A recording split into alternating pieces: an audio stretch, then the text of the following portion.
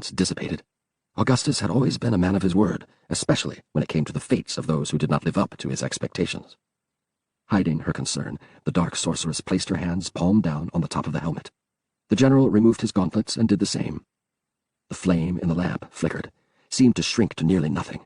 The shadows spread, thickened, and yet somehow also seemed more alive, more independent of the frail light.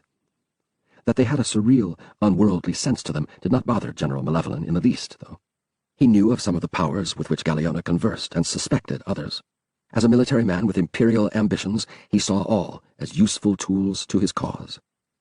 Like calls to like, blood to blood. The words slipped readily from Galeona's full lips. She had uttered this litany many times for her patron. Let that which was his call to that which was his. What the shadow of Bartok wore must be linked again. Malevolent felt his pulse quicken. The world seemed to pull back from him. Galeona's words echoed, became the only focus. At first, he saw nothing but an eternal grey. Then, before his eyes, an image coalesced in the greyness, an image somewhat familiar to him. He saw again Bartok's armor, and the fact that someone wore it now. But this time, the general grew certain that the man before him could not possibly be the legendary warlord. Who? He hissed. Who? Galeona did not answer him. Her eyes closed, her head bent back in concentration. A shadow moved behind her, one that Malevolent vaguely thought resembled some large insect. Then, as the image before him grew, he threw his attention wholly back into identifying and locating this stranger. A warrior, the sorceress murmured. A man of many campaigns. Forget that. Where is he? Is he close? The warlord's armor, after so very long, so many false trails. She twitched from effort. Malevolent did not care, willing to push her to the very limits and beyond, if necessary. Mountains. Cold, chill peaks. No help there. The world was filled with mountains, especially the north and across the Twin Seas. Even Westmarch had its share. Galeona shuddered twice. Blood calls to blood. He gritted his teeth. Why repeat herself? Blood calls to blood. She teetered, nearly losing her grip on the helmet. Her link to the spell all but broke. Malevolent did his best to maintain the vision on his own, even though his own magical skills paled in comparison to Galeona's. Yet, for a moment, he managed to fix better on that face. Simple, nothing at all like a leader. In some ways, panic-stricken. Not cowardly, but clearly far out of his element. The image began to falter. The general silently swore. The armor had been found by some damn foot soldier or deserter who likely had no idea of either its value or its power. Where is he? The vision faded away with such abruptness that it startled even him. At the same time, the dark witch let out a gasp and fell back onto the many pillows, completely shattering the spell. A tremendous force threw Malevolent's hands from the helmet. A string of harsh epithets burst from the general's mouth. With a moan, Galeona slowly rose to a sitting position. She held her head with one hand as she looked at Malevolent. He, in turn, considered whether or not to have her whipped. To entice him with the fact that the armor had been found, and then to leave him without the knowledge of where it was. She read his dark look, and what it likely meant for her. I haven't failed you, my general. After all this time, Bartok's legacy is yours to fulfill. Fulfill? Malevolent rose, barely able to keep his frustration and fury in check. Fulfill? Bartok commanded demons. He spread his power over much of the world. The pale commander gestured at the helmet. I bought that from the peddler as a memento, a symbol of the might I sought to gain. A false artifact, I thought, but well done. The helmet of Bartok. The general let out a harsh laugh. Only when I put it on did I realize the truth, that it was the helmet. Yes, my general. Galeona quickly rose and put her hands on his chest, her fingers caressing the metal as if it were his own flesh. And you began to have the dreams, the visions of... Bartok! I've seen his victories, seen his glories, seen his strength. I've lived them all. Malevolent's tone grew increasingly bitter, but only in my dreams. It was fate that brought the helmet to you. Fate and the spirit of Bartok, don't you see? He means for you to be his successor. Trust me, the witch cooed. There can be no reason, for you're the only one to see these visions without my aid. True. After the first two incidents, each during a period in which Malevolent had worn the helmet, the general had commanded a few of his most trusted officers to try the artifact on for themselves. Even those who had worn it for several hours had admitted to no subsequent dreams of their own. That, to Augustus Malevolent, had been proof enough that he had been chosen by the spirit of the warlord to take on his glorious mantle. Malevolent knew all that any mortal man could know of Bardock. He studied every document, researched every legend. While many in the past have shrunken away from the warlord's dark and demonic history, fearing some taint spreading to themselves, the general had devoured each scrap of information. He could match Bardock in strategy and physical strength, but Malevolent himself wielded only the least bit of magic, barely enough to light a candle. Galeona had provided him with more sorcery, not to mention other pleasures, but to truly be able to emulate the warlord's glory, Malevolent needed some manner by which to summon and command not one demon, but many. The armor would open that path for him. Of that he had become obsessively certain. Malevolent's extensive research had indicated that Bardock had imbued the suit with formidable enchantments. The general's own meager powers had already been augmented by the helmet. Surely the complete ensorcelled suit would give him what he desired. Surely the shade of Bardock wanted that. The visions had to be a sign. "There is one thing I can tell you, my general," the sorceress whispered. "One thing to encourage you in your quest." He seized her by her arms. What is it?" She grimaced momentarily from the pain of his grip. "He, the fool who wears the armor now, he comes nearer." "To us?" "Perhaps, if the helmet and the rest are meant to be with one another. But even if not so, the closer he comes, the better I'll be able to specifically locate him." Galeona pulled one arm free, then touched Malevolent's chin. "You can wait just a little longer, my love. Just a little longer." Releasing her, the general considered. "You will check each morning and each evening. You will spare no effort. The moment you can identify where this cretin is located, I must know. We shall march immediately after. Nothing must stand between me and my destiny." He seized the helmet, and without another word, departed from her tent, his aides quickly falling into line behind him. Malevolent's mind raced as he pictured himself in the ensorcelled armor. Demonic legions would rise to his command. Cities would fall. An empire spanning the world would spring up. Augustus Malevolent hugged the helmet almost protectively as he returned to his own quarters. Galeona had the right of it. He only had to be a little more patient. The armor would come to him. "I will do as you once dreamed of doing," he whispered to the absent shade of Bardock. "Your legacy will be my destiny." The general's eyes gleamed. "And soon."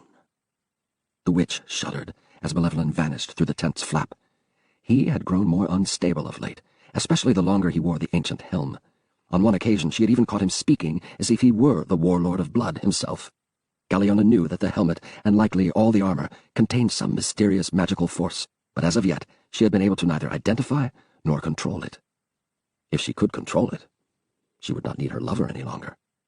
A pity in some ways, but there were always other males, other more malleable males. A voice broke the silence, a scratchy, deep voice that even to the witch sounded something akin to the buzzing of 1,000 dying flies. "Patience is virtue. This one should know. 123 years on this mortal plane in search of the warlord. So long, and now it comes together." Galeona looked around at the shadows, searching for one in particular. She finally noticed it in a far corner of the tent, a wavering, insect-like figure, only visible to one who truly looked close. "Be silent. Someone may hear." "No one hears when this one chooses," the voice rasped. "Know you that well, human?" "Then quiet your voice for my sanity, Zazax." The dark-skinned sorceress stared at the shadow, but did not approach it. Even after all this time, she did not entirely trust her constant companion. "So tender the ears of a human." The shadow took more form, now resembling a specific insect, a praying mantis. Yet such a mantis would have been more than 7 feet tall, if not more. "So soft and failing their bodies." "You'd do well not to talk of failures." A low, chittering noise spread throughout the tent. Galeona steeled herself, knowing that her companion did not like to be corrected. Zazax moved, shifting closer. "Tell this one of the vision shared." "You saw it." "But this one would hear it from you. Please, indulge this one." "Very well. Taking a deep breath, she described in as good detail as she could the man and the armor. Zazax surely had seen everything, but for some reason the fool always made her go over the visions. Galliona tried to hurry matters by ignoring the man for the most part, going more into the armor itself and the landscape vaguely seen in the background. Zazax suddenly cut her off. This one knows that the armor is true. This one knows that it wanders this mortal plane. The human. What about the human? Perfectly ordinary. Nothing special about him. Nothing is ordinary. Describe. A soldier, plain of face, a simple fighter, probably the son of farmers from the looks of him. Nothing extraordinary. Some poor fool who stumbled onto the armor and, as the general clearly thinks, has no idea what it is. Again, the chittering. The shadow withdrew slightly. When Zazax spoke, he sounded extremely disappointed. Certain that this mortal journeys nearer? So it seems. The murky form grew still. Zazax clearly had something in mind. Galliona waited, and waited some more. Zazax had no concept of time where others were concerned, only when it came to his own needs and desires. 2 flashes of deep yellow momentarily appeared where the head of the shadow seemed to be. What might have been the outline of an appendage ending in 3 clawed digits shifted momentarily into sight, then quickly vanished again. Let him come, then. This one will have decided by then whether one puppet is better than another. Zazax's form grew indistinct. All semblance of a mantis, of any creature, faded away. Let him come. The shadow melted into the darkened corners. Galliona swore to herself. She had learned much from the foul creature, increased her power in so many ways because of his past guidance. Yet, much more than Augustus, she would have preferred disposing of Zazax, being rid of his horrid self. The general could be manipulated to a point, but not so her secret companion. With Zazax, the sorceress played a continual game of cat and mouse, and too often she felt like the latter of the 2 creatures. However, one did not simply break a pact with Zazax's kind. If done without precautions, Galliona might find herself minus her limbs and her head, all before he finally let her die. And that made her consider at last something new. Tiffany Smiley would let politicians control a woman's personal decisions. She supported the most restrictive abortion bans, with no exceptions for rape or incest. I am 100% pro-life. Smiley would help Mitch McConnell ban abortion for the whole country. He who wore Bardock's armor certainly looked to be a warrior, a fighter, and as she had also described him, a simple man, too. In other words, a fool. Galliona knew well how to manipulate such. As a man, he would be defenseless against her charms. As a fool, he would never realize that fact. She would have to see how matters went with both the general and Zazax. If it seemed one or the other still worked to her advantage, Galliona would do what she could to tip the balance that way. Malevolent, with the armor his to command, could certainly deal with her shadowy partner. However, if Zazax gained the ensorcelled artifacts first, truly he would be the one to follow. Still, the stranger remained a possibility. Certainly he could be led around by the nose, told what to do. He presented potential where the other 2 presented risk. Yes, Galliona intended to keep an eye on this fool for her own good. He would be far more susceptible to her desires than an ambitious and slightly mad military commander, and certainly far less dangerous than a demon. 3. Blood. By all that's holy, Norik, what have you done? Norik, my friend, perhaps you should take off that glove. Blood. Damn you! Damn you! Satan, his wrist, cut. Blood everywhere. Norik, for God's sake, my arm! Norik! Norik! The blood of those closest to him. No! Norik raised his head, screaming before he even knew he had awakened.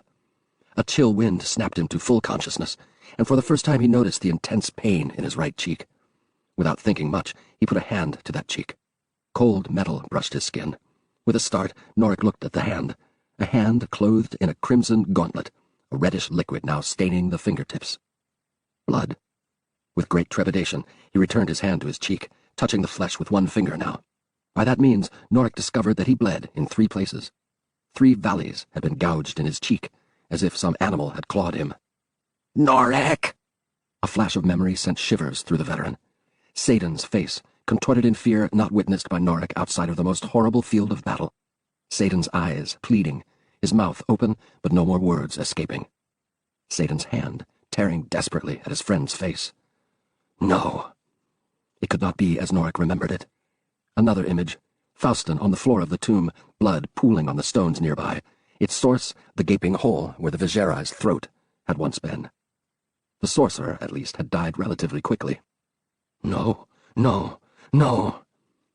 Growing more horrified by the moment, the half-mad soldier struggled to his feet. Around him he noticed tall hills, even mountains, and the first glimmers of sunlight. Yet none of them looked at all familiar. None of them at all resembled the peak in which he and his friends had discovered the tomb of Bartok. Norik took a step forward, trying to get his bearings. An unsettling creaking accompanied every motion. Norik looked down to discover that not only his hands were clad in metal. Armor. Everywhere he stared, Norik only saw the same blood-colored metal plates. He had thought that his shock and horror could not possibly grow worse, but simply gazing at the rest of his body nearly threw the formerly steady soldier into complete panic. His arms, his torso, his legs, the same crimson armor now hid all. To add to the mockery, Norik saw that he even wore Bartok's ancient but still serviceable leather boots. Bartok, warlord of blood. Bartok, whose dark magic had apparently saved the helpless soldier at the price of Satan and the sorcerer's lives. Damn you! Gazing down at his hands again, Norik tore at the gauntlets. He tugged as hard as he could on first the left, then the right. Yet, regardless of which Norik sought to remove, the metal gloves slid no more than an inch before seeming to catch. He peered within, and after seeing no impediment, tried once more, but still the gauntlets would not come off.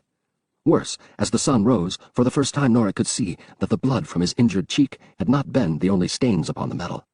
Each finger, even most of each palm, looked as if it had been bathed in a rich red dye. But it was not dye that covered them. Faustin, he murmured. Satan. With a roar of outrage, Norik swung one fist at the nearest rocks, perfectly willing to break every bone in his hand, if only it would mean the release of his hand. Instead, though, the rock itself gave way in part, the only damage to Norik being a violent throbbing throughout his entire arm. He dropped to his knees. No! The wind howled, seeming to mock him. Norik remained where he was, head cast down, arms dangling. Fragments of what had happened in the tomb flashed through his mind, each painting a scene most diabolic. Satan and Faustin, both dead by his hands. Norik's head jerked up again. Not exactly by his hands. The damned gauntlets, one of which had saved him from the ghoulish sentinels, had done this. Norik still blamed himself much for those deaths, for perhaps he might have altered matters if he had removed the first gauntlet immediately, but by himself he would have never slaughtered his friends. There had to be a way to remove the gloves, even if he had to peel them off piece by piece, taking some of his skin off with the metal. Determined to do something for himself, the veteran fighter rose again, trying to better identify his surroundings. Unfortunately, he saw little more now than he had on first glance. Mountains and hills. Forest stretching to the north. No sign of habitation, not even a distant plume of smoke. And again, nothing resembling the peak in which Bartok's tomb lay. Where in hell? He broke off quickly, uneasy at even mentioning that dark and supposedly mythic realm. Even as a child, and certainly as a soldier, Norik had never believed much in either demons or angels, but the horror to which he had been a part had changed some of his opinions. Whether or not demons and angels truly existed, the warlord of blood had certainly left a monstrous legacy, a legacy of which Norik hoped to rid himself quickly. Hoping that perhaps he had simply been too upset the first time he had tried to remove the gauntlets, Norik decided to inspect them in yet greater detail. However, as he looked down, he made yet another horrific discovery. Not only did blood soil the gloves, but it did so the breastplate, too. Worse, on closer study, Norik saw that the blood had not accidentally splattered the armor, but had been purposively and methodically spread across it. Again, he shuddered. Quickly returning to the gauntlets, he sought some latch, some catch, even some dent that might have caused the gloves to stick. Nothing. Nothing held the gauntlets fast. By rights, they should have slid off his hands with a simple shake toward the ground. The armor. If he could not remove the gauntlets, surely he could unfasten the other pieces. Some had catches, readily seen, and even with the gauntlets he surely would not have that much trouble undoing them. Other pieces would not have any catches, having been simply designed to slide on and off. Bending down, Norik tried one leg. He fumbled at the catches at first, then saw how best to secure his hold. With great care, the soldier forced the catch open. And immediately, it snapped shut. He forced it open again, only to have the same result. Norik cursed, attempting the catch a third time. This time, it would not even open. Attempting several others resulted in the same frustrating results. Worse, when he tried to at least remove the boots, that despite the cold, they, like the gauntlets, slid only so far before refusing to give way. This can't be possible. Norik tugged harder, but again with no visible success. Madness! These were only garments, pieces of metal, and a pair of old if sturdy boots. They had to come off. Norik's desperation rose. He was a common man, a man who believed that the sun rose in the morning and the moon at night. Birds flew and fish swam. People wore clothes, but clothes never wore people. He glared at the bloody palms. What do you want of me? What do you want? No sepulchral voice arose from around him, telling him of his dark fate. The gauntlets did not suddenly draw words or symbols in the earth. The armor simply would not let go of its new wearer. Scattered images of his companion's gruesome ends once more tumbled about in his thoughts, making it hard for Norik to focus. Norik prayed, pleaded for them to go away, but suspected that they would forever torment him. Yet, if he could never be rid of the nightmares, there still might be something he could do about the cursed suit he wore. Faustin had been a sorcerer of some reputation, but even the Vajeri had admitted that there were many practitioners more skilled, more knowledgeable than he. Norik would just have to find one of them. He looked east, then west. To the east he saw nothing but tall and menacing mountains, whereas the west seemed a bit more gentle in scope. True, Norik knew he might be working under false assumptions, but his best hope, he decided, had to be the latter direction. The cold wind and moisture already chilling him to the bone, the weary veteran started off on his tremendous trek. It might be that he would die of exposure before he even made it out of the mountains, but some part of him suspected that such would not be so. Bartek's armor had not seized him simply to let him die in the middle of the wilderness. No, it likely had some other notion in mind, one that would make itself known with time. Norik did not look forward to that revelation at all. The sun vanished into an overcast sky, turning the weather even colder. A wetness also hung in the air. Breathing heavily, Norik pushed on despite everything. As of yet, he had not so much as seen a glimpse to hint that he traveled the right direction. For all the weary veteran knew, he had headed in the exact opposite of where he should have gone. Some mountain kingdom could have been just past the next peak to the east. Thoughts like that, however frustrating, managed to keep Norik from completely going mad. Each time he let his thoughts wander, they ever returned to the tomb and the horror of which he had been a part. Faustin's and Satan's faces haunted him, and every now and then Norik imagined he saw the pair condemning him from this shadow or that. But they were dead, and unlike the bloody warlord, they would stay so. Only Norik's guilt continued to condemn him. Around midday, he began to stumble. It finally occurred to him that he had neither eaten nor drunk since waking, and the day before he had last supped early.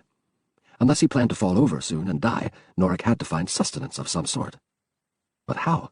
He had no weapon, no trap. Water he could find simply by scooping up some of the snow topping the nearby rocks, but actual food looked to be hard to come by. Deciding he could at least assuage his thirst, Norik walked over to a small outcropping where the coolness of the shadows had kept a small bit of snow and ice still unmelted. He scooped up what he could and greedily sucked on it, not caring at all about the bits of dust and grass that came with it. In moments, his head seemed to clear a bit. Spitting out a few fragments of dirt, Norik pondered what to do next. Not once had he seen any wild animal other than a bird. Without a bow or slingshot, he had no chance to bring down one of the creatures. Yet, he needed food. His left hand suddenly moved without any regard as to his wishes. The fingers separated and bent inward, almost as if now Norik clutched an invisible sphere. The gauntleted hand then turned until the palm faced the landscape just before the stunned fighter. From his lips burst a single word. Jezrat! The ground a few feet ahead buckled. Norik at first thought that a tremor had struck the area, but only a small crevice, perhaps 6 feet by 3, actually formed. The rest of his surroundings did not so much as shiver in the slightest. His nose wrinkled as noxious fumes arose from the minute but apparently deep fissure. The air burned where yellow tendrils of smoke spread. Iskari! Woyat! The new words came out of his own mouth with great ferocity. From within the fissure came a horrid, chattering sound. Norik sought to back up, but his feet would not move. The chattering increased, now a babble of high-pitched, animalistic sounds. Norik barely stifled a gasp as a grotesque, tusked face thrust itself, somewhat unwillingly, into the overcast day. A pair of jagged, curved horns rose from the top of the scaly head. Round, yellow orbs, with blazing red pupils shied away from the sky, finally focusing with clear bitterness on the human. The creature's squat, porcine nose twitched as if smelling something terrible, something that the fighter realized likely was him. Twin sets of 3-digited talons seized hold of the sides of the fissure as the horrific beast pushed itself up to the surface. Squat, oversized feet with curved nails planted themselves on the ground. Norik stared down at a thing surely out of the underworld, a vaguely humanoid, hunchbacked denizen of the depths, who, while barely reaching his waist, revealed surprising muscle under skin both scaled and furred. And then a second of the creatures joined the first. He immediately followed by a third, a fourth, a fifth. The frightful pack ceased growing in numbers after the sixth, a half a dozen more than Norik certainly desired. The demonic imps chattered in their incomprehensible language, obviously upset with being here, and very clear upon whom they blamed this entire situation. A few opened toothy maws and hissed at Norik, while others simply scowled. "Jester! Iskari!" The strange words once more startled him, but their effect on the monstrous pack proved even more astonishing. All signs of defiance faded abruptly as the imps grovelled before him, some fairly burying themselves in the ground to prove how lowly they were. "Dovru Sesti! Dovru Sesti!" Whatever the phrase meant, it sent the horned brutes scurrying in outright panic. Squealing and chattering, they headed off in different directions as if their very lives depended upon it. Norik exhaled. Each time unknown words sprang from his lips, it felt as if his heart stopped. The language sounded akin to that used by Faustin and other Vizeri, with whom the veteran had made acquaintance over the years, but it also sounded harsher, darker than anything Norik's murdered friend had ever spouted, even in the worst of battles. He had no time to think any more on the subject, for suddenly chattering arose in the distance. Norik peered to the south, saw two of the monstrosities loping back, the bloody, torn remains of a goat dragging behind them. He had been hungry, and now the suit provided him with its idea of sustenance. Norik blanched at the sight of the carcass. He had, of course, often slaughtered animals for food, but the imps had taken some delight in capturing and slaying the unfortunate goat. The head had nearly been ripped from the body, and the legs dangled as if all broken. A portion of the goat's flank had been torn away, the blood flowing from that massive wound, leaving a stream of crimson behind. The grotesque creatures dropped the animal in front of Norik, then backed away. Even as they did so, a third member of their pack returned, this one carrying a small, bloody carcass with vague similarities to a rabbit. Eyeing the grisly offerings, the wary veteran looked for anything he himself might still consider edible. Exceptional hunters the tusked beasts might be, but their handling left much to be desired. The other three imps returned within moments, each bearing their own prizes. One, a tattered-looking lizard, Norik immediately dismissed. The others, a pair of rabbits, he finally chose in preference to what had been first given to him. As he reached for them, his left hand again rebelled. The gauntlet passed over the rabbits, and as it did, incredible heat threatened to sear Norik's fingers. "Damn you!" He managed to stumble back a step. The heat faded quickly again, but his hand still throbbed from the near burning. From where they gathered, the imps chattered, this time sounding quite amused at his discomfort. However, a quick and furious glance silenced them. His hand nearly normal again, Norik returned his attention to the rabbits, and found them completely cooked. The scent that arose from them even smelled of certain spices, all enticing. "So, don't think I'm going to thank you for this," he muttered to no one in particular. Hunger overtaking his good sense, the graying warrior tore into the surprisingly well-prepared meat. He devoured not only one, but both rabbits with great ease. Large, they eventually silenced the cry in his stomach, leaving him to ponder what to do with the rest. Norik waited, expecting the suit to make the decision for him, but nothing happened. The pack still watched him, but their gazes often slipped to the meat, finally giving Norik his own answer. He raised his hand, indicated the goat and the other slaughtered creatures, and waved toward the imps. They needed no further invitation. With a manic glee that made the seasoned veteran push away, the tiny horde fell upon the meat. They tore into the flesh, sending gobbets and blood flying everywhere. Norik's own meal grew queasy in his stomach as he watched the demons strip the bones of anything they could devour.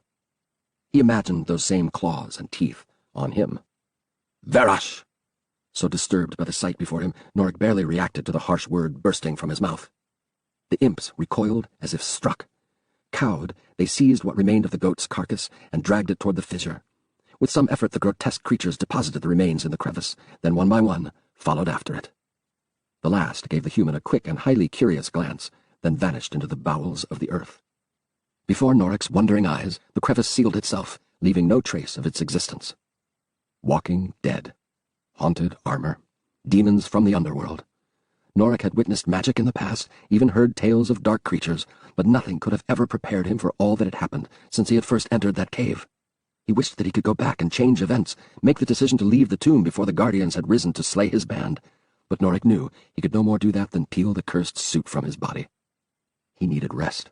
The trek had been an arduous one, and with food in his stomach the desire to go on had faded, at least for the time being. Better to sleep than continue on refreshed. Perhaps his thoughts would also clear, enable him to better think how to extricate himself from this terrifying situation. Norik leaned back, stretching out. After so many years on the battlefield, any spot served as good as another when it came to finding a bed. The armor would make matters uncomfortable, but the tired soldier had suffered worse in that respect. What in... His arms and legs pushed him back up to a standing position.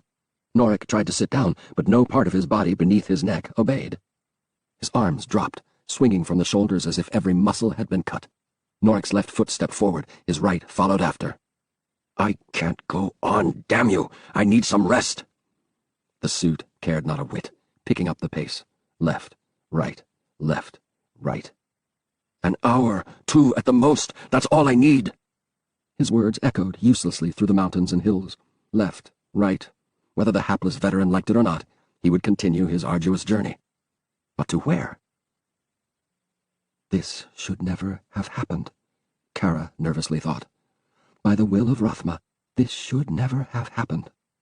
The emerald sphere that she had conjured earlier in order to see gave the entire tableau an even more unsettling appearance. Her face, already pale in color, paled further. Kara pulled her lengthy black cloak about her, taking some comfort from its warmth. Under thick lashes, silver, almond-shaped eyes surveyed a scene that her masters surely could never have envisioned. The tomb is forever safe, they had always insisted. Where Vijayrai elemental sorcery falters, our own trusted skills will make the difference.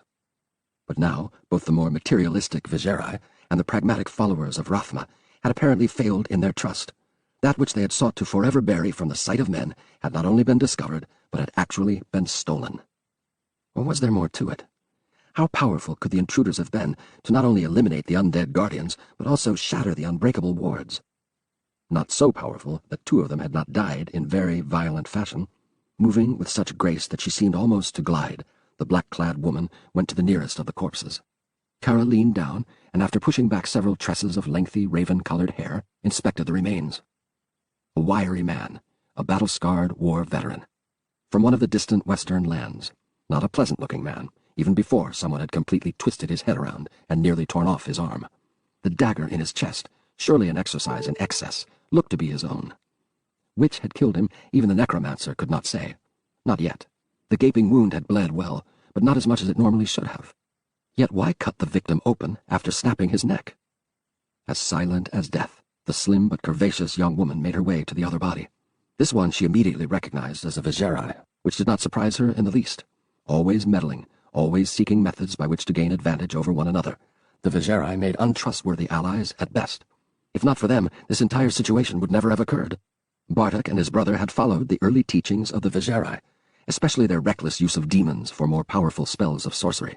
Bartek had especially excelled in that respect, but his constant interactions with the Dark Ones had twisted his own thinking, making him believe that demons were his allies.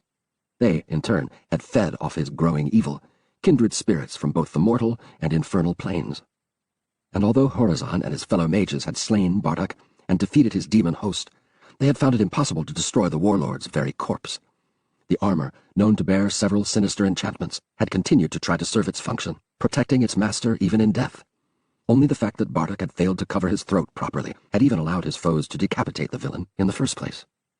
Left with a head and torso that they could not readily burn, the Vijayrai had come to Kara's own people, searching the dense jungles for the reclusive practitioners of a sorcery that balanced life and death, a sorcery that caused their wielders to be branded necromancer.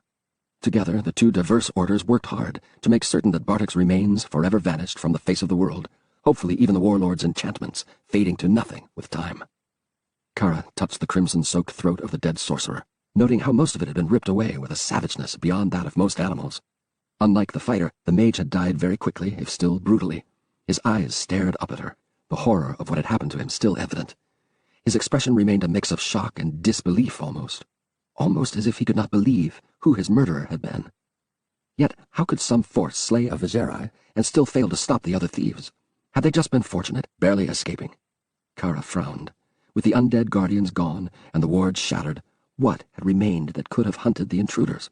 What? She wished the others had come with her, but that had not been possible. They had been needed elsewhere. Everywhere, it seemed. A general ground swelling of forces so very dark had been sensed not only throughout Kyrgyzstan, but also Skazglen. The faithful of Rathma had been spread thinner than in any other period of their existence. And that left only her, one of the youngest and less tested of her faith.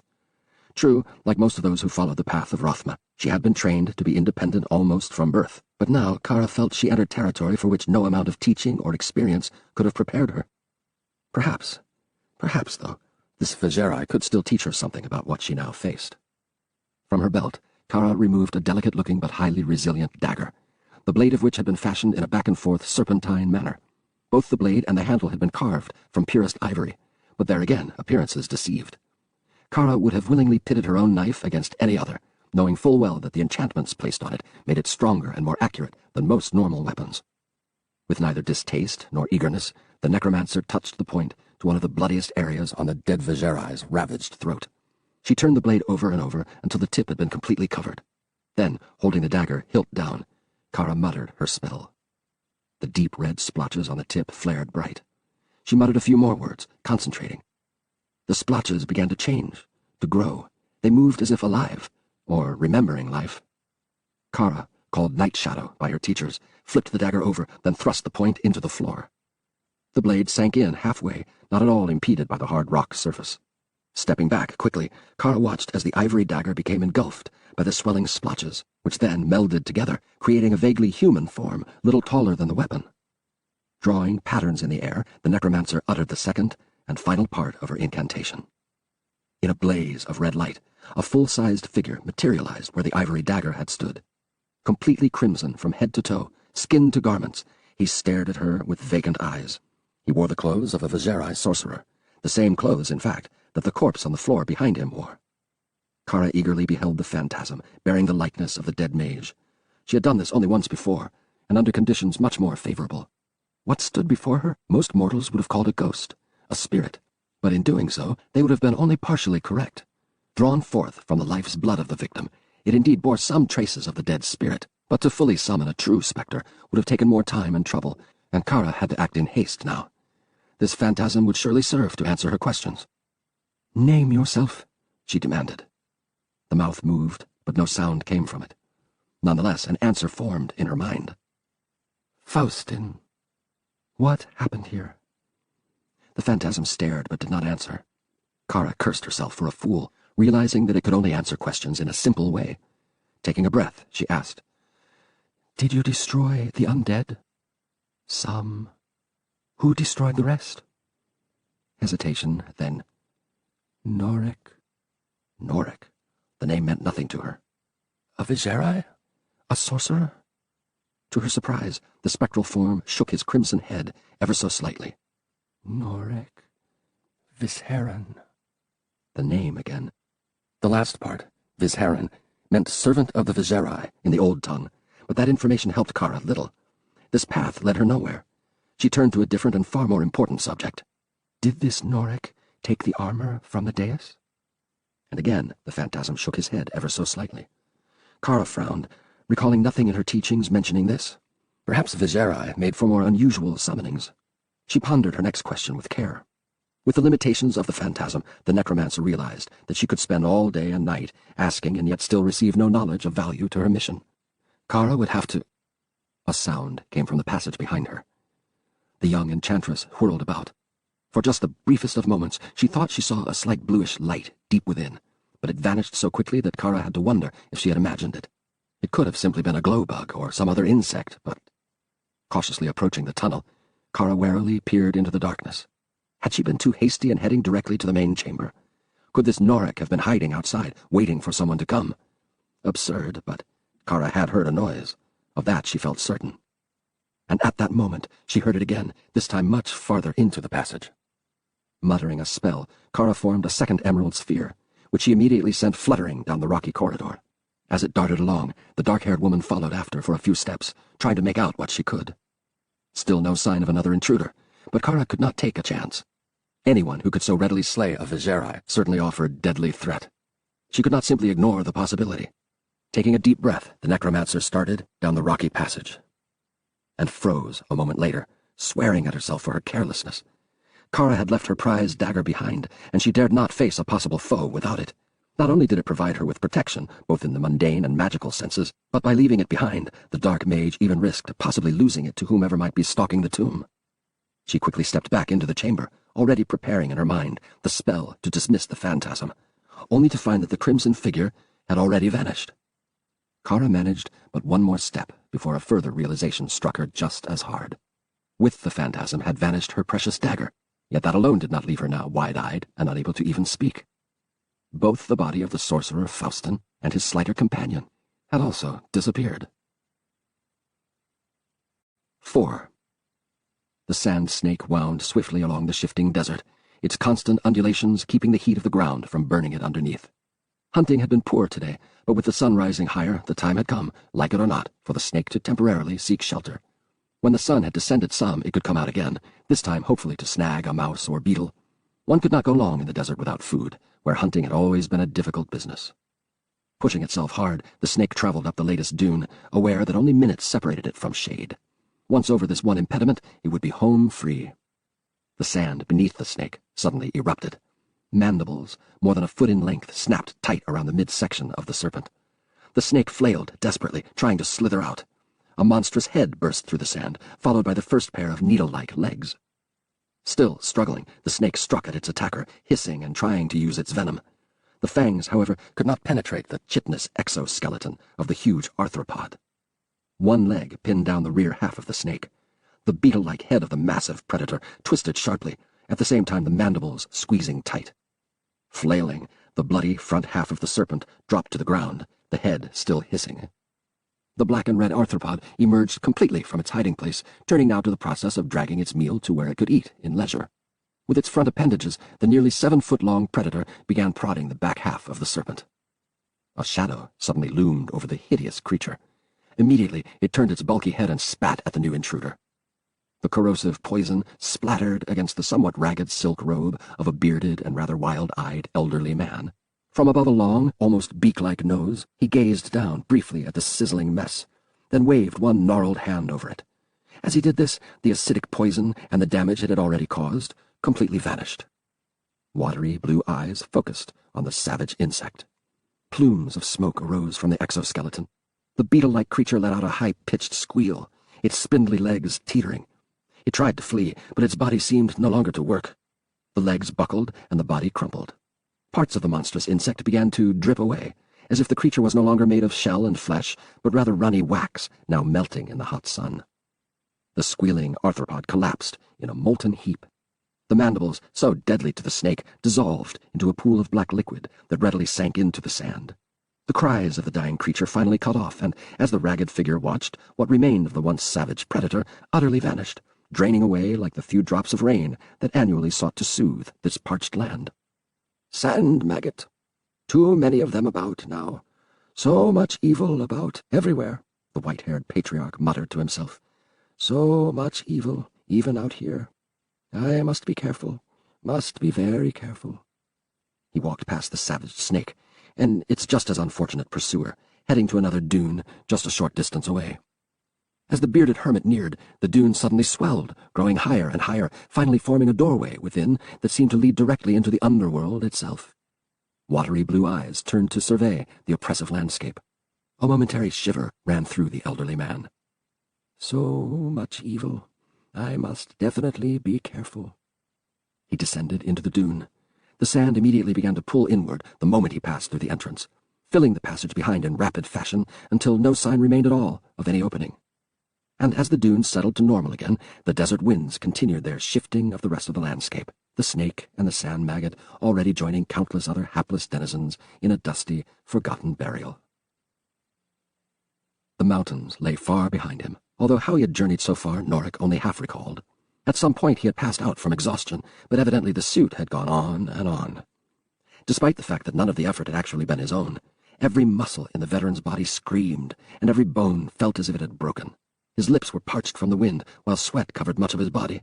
Norik yearned to peel off the armor and run free, but knew the hopelessness of that dream. The armor would do with him as it chose. And now he stood atop a ridge, staring at the first sign of civilization he had seen in many a day. An unsavory inn, a place that more befitted brigands and highwaymen rather than honest warriors such as himself. However, with darkness about to befall, and Norik nearly done in, the suit seemed to finally register that it had to once more deal with the frailties of its human host. He marched, without desiring to, toward the building. 3 glum horses stood tethered nearby, and at least one more sounded its displeasure from a wretched stable just beyond. Norik found himself wishing that he had his sword. The armor had not bothered to take that when it had walked out of the tomb with him. Just before he reached the doorway, the veteran's legs suddenly buckled under him. Norik quickly caught himself, realizing that Bartek's damnable armor had granted him the dubious gift of entering on his own, likely in order to avoid notice of anything strange. Hunger and rest more important to Norik at the moment than his own pride, the soldier pushed the door wide open. Grimy, suspicious faces looked up, the onlookers a mixture not only of the eastern races, but those on the other side of the Twin Seas as well. Mongrels, all 4 of them, Norik saw, and although he certainly held no man's background against him, this group did not look at all like men next to whom he desired to sit. Kind of place where you gotta watch your back, even around the serving wench, Satan Trist would have jested. Trist, of course, would have sat with anyone who would have offered him a drink. But Satan was dead. "Shut the door or go back out," snarled the one seated nearest. Norik obeyed, desiring no confrontations. Forcing himself to act as if he had just ridden in, the weary fighter kept his head high as he walked smartly through the room. His body screamed as he moved, but no one there would know of it. Give these men even the slightest hint of weakness, and Norik suspected that they would make dire use of that fact. He approached what he assumed to be the innkeeper, a towering, heavy-set figure, more frightful than his patrons, who stood behind a worn and scratched counter. A bush of dirty brown hair fought its way from under an old travel cap. Beady eyes stared from a round, canine face. Norik had noted a peculiar odor in the room when he had first entered, and now he knew it to originate from the man before him. Had he thought that the armor would let him leave, Norik would have walked right out, regardless of his needs. "What?" the innkeeper finally muttered, scratching his extravagant belly. His shirt had been decorated in a variety of stains, and even a rip under the arm. "I need food." That, more than anything else, Norik had to have, quickly. "I need good coin." Coin. The desperate soldier fought back growing frustration. Another item that had been left behind with the bloodied corpses of his companions. His left hand suddenly shot forward, the gauntlet slapping down so hard on the counter that the innkeeper jumped. The men seated at the tables leapt to their feet, some reaching for weapons. The gauntlet pulled away, leaving behind an old but clearly gold coin. Recovering before the rest, Norik said, "And a room for that, too." He could feel every pair of eyes avidly staring at the coin. Once more, Norik silently cursed the damnable armor. If it could produce wealth from thin air, it could have at least produced something less conspicuous than gold. Again he wished that he still carried his sword, or at least a good, solid knife. "Got some stew in the pot back there." With a tip of his head, the Urson giant indicated the kitchen. "Got a room up the 2nd floor. First on the right." "I'll eat in there." "Suit yourself." The innkeeper vanished in back for a few moments, then returned with a stained bowl containing something that smelled even worse than he did. Nevertheless, Norik gratefully accepted it, his hunger so demanding now that, if offered to him again, he would have even eaten the goat the imps had mutilated. With the bowl in the crook of his arm, Norik followed the innkeeper's directions to the room. As he walked up the creaking wooden stairway, he heard low muttering down in the common area. His free hand tightened. The gold coin had burned itself into the minds of the men below. The room proved as dismal as the veteran had expected, a dark, dusty closet with a window so grimy it gave no view of the outside. The bed looked ready to collapse, and what had once been white sheets now were permanently gray. The single oil lamp shed barely enough light to illuminate its immediate surroundings, much less the rest of the room. With no table or chair in the place, Norik gingerly sat on the bed and began spooning the contents of the bowl into his mouth. If anything, it tasted more vile than he could have imagined, but seemed at least fresh enough not to kill him. The need to sleep grew more urgent as food filled his stomach. Norik had to struggle to remain awake long enough to finish, and the moment he had the bowl emptied, he dropped it gently on the floor and settled back. In the back of his mind, Norik continued to worry about those below him, but exhaustion soon overcame even that significant concern. And as he drifted off to sleep, Norik began to dream. He saw himself shouting commands at an infernal army of grotesque horrors his imagination could have never created on its own. Scaled, fiery, nightmarish abominations thirsting for blood. Blood Norik seemed all too willing to give them. Demons they were, but under his complete control. They would raze cities for him, slaughter the inhabitants in his name. Even hell respected the power of the warlord of blood. He, Bartok. At that thought, the soldier finally fought to escape the dream. He could never be Bartok, never demand such horror for the sake of his own desires, never. Yet, such absolute power had its seductive side. Norik's internal battle with himself thankfully came to an abrupt halt as a noise suddenly awoke him. Eyes flashing open, he listened for more. What he had heard, the fighter could not say. A small, somewhat insignificant sound, but one that had registered even in his subconscious.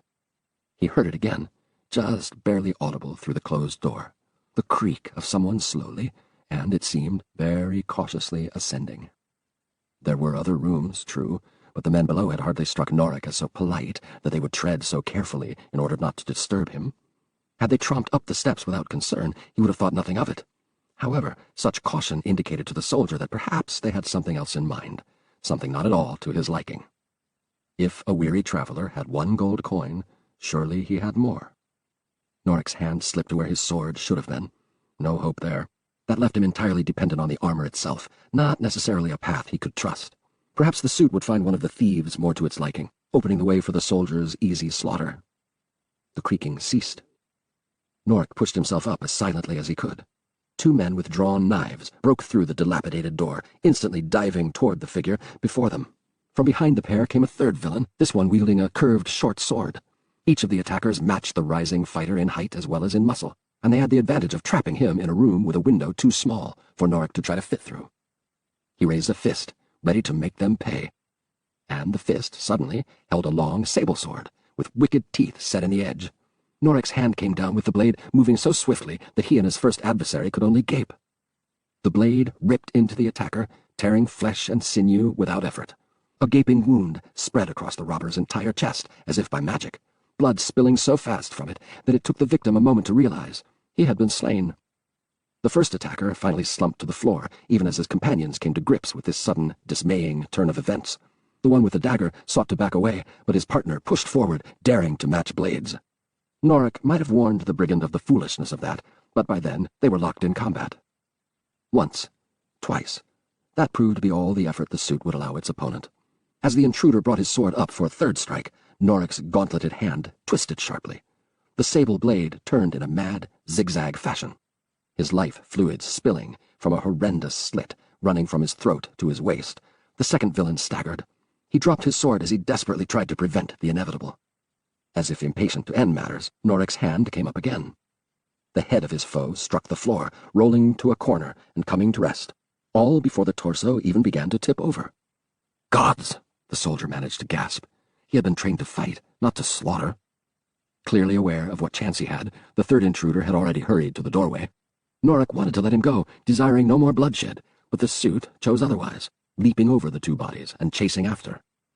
At the bottom of the steps, the last of the trio struggled to get around the innkeeper, who appeared to be demanding to know why his friends had failed in their task. Both men looked up to see the crimson figure above them, the dark blade flaring. The innkeeper drew a prodigious long sword from his waist, a weapon so massive Norik momentarily feared that the suit had overestimated its invulnerability. The other man tried to continue his flight, but a fifth outlaw, who suddenly appeared from behind the innkeeper, pushed him back toward the fray. If they expected to meet him on the stairs, they were sorely mistaken. Norik found himself leaping feet first toward the trio, their astonished faces no doubt matching his own. Two of them managed to back away just in time, but the lone survivor of the earlier debacle stood too horrified to move quickly. The sinister weapon made short work of him, the blade pushing through until it came out the back, then immediately retracting. "He's right," snarled the heavy-set innkeeper. "He's right." The other swordsman obeyed. Norik knew exactly what the leader planned. Attack from opposite sides, keep the soldier distracted. One of them would surely land a blow, especially the innkeeper, whose weapon had nearly twice the reach of the black one. "Now!" Both men struck at once, one aiming for Norik's throat, the other for his legs, where the armor did not cover everywhere. These two had evidently battled side by side before, just as Norik had with Satan and Faustin. Had it been his effort alone, the soldier knew that he would have perished there and then. Bartok's armor, however, fought with a speed and accuracy that nothing human could match. Not only did it force down the larger adversary's gargantuan blade, but it also managed to come up in time to deflect the second villain's strike. More amazing, it followed through with a savage thrust that sank into the throat of the latter man. and as his companion fell, the innkeeper's iron reserve suddenly melted. Still wielding his sword before him, he began to back toward the doorway. The suit pushed Norik forward, but did not harry the last of its foes. Flinging open the door, the innkeeper turned and fled into the night. Now Norik expected Bartek's armor to pursue, but instead the suit turned around and marched him over to where one of the other bodies lay. As Norik knelt beside the corpse, the sable blade dissolved, leaving both hands free. To his horror, one gauntleted finger thrust into the mortal wound, pulling back only when blood covered much of the upper portion of the digit. Moving to the wooden floor, the finger drew a pattern. Hayat Tokaris, his mouth suddenly blurted. Hayat Grendel. The suit backed away, and as it did, a plume of rank, greenish smoke arose from the bloody pattern. It quickly formed arms, legs, and tail and wings. A reptilian visage with too many eyes blinked in disdain that vanished when the demon saw what stood before him. Warlord, it rasped. The bulbous eyes looked closer. Warlord.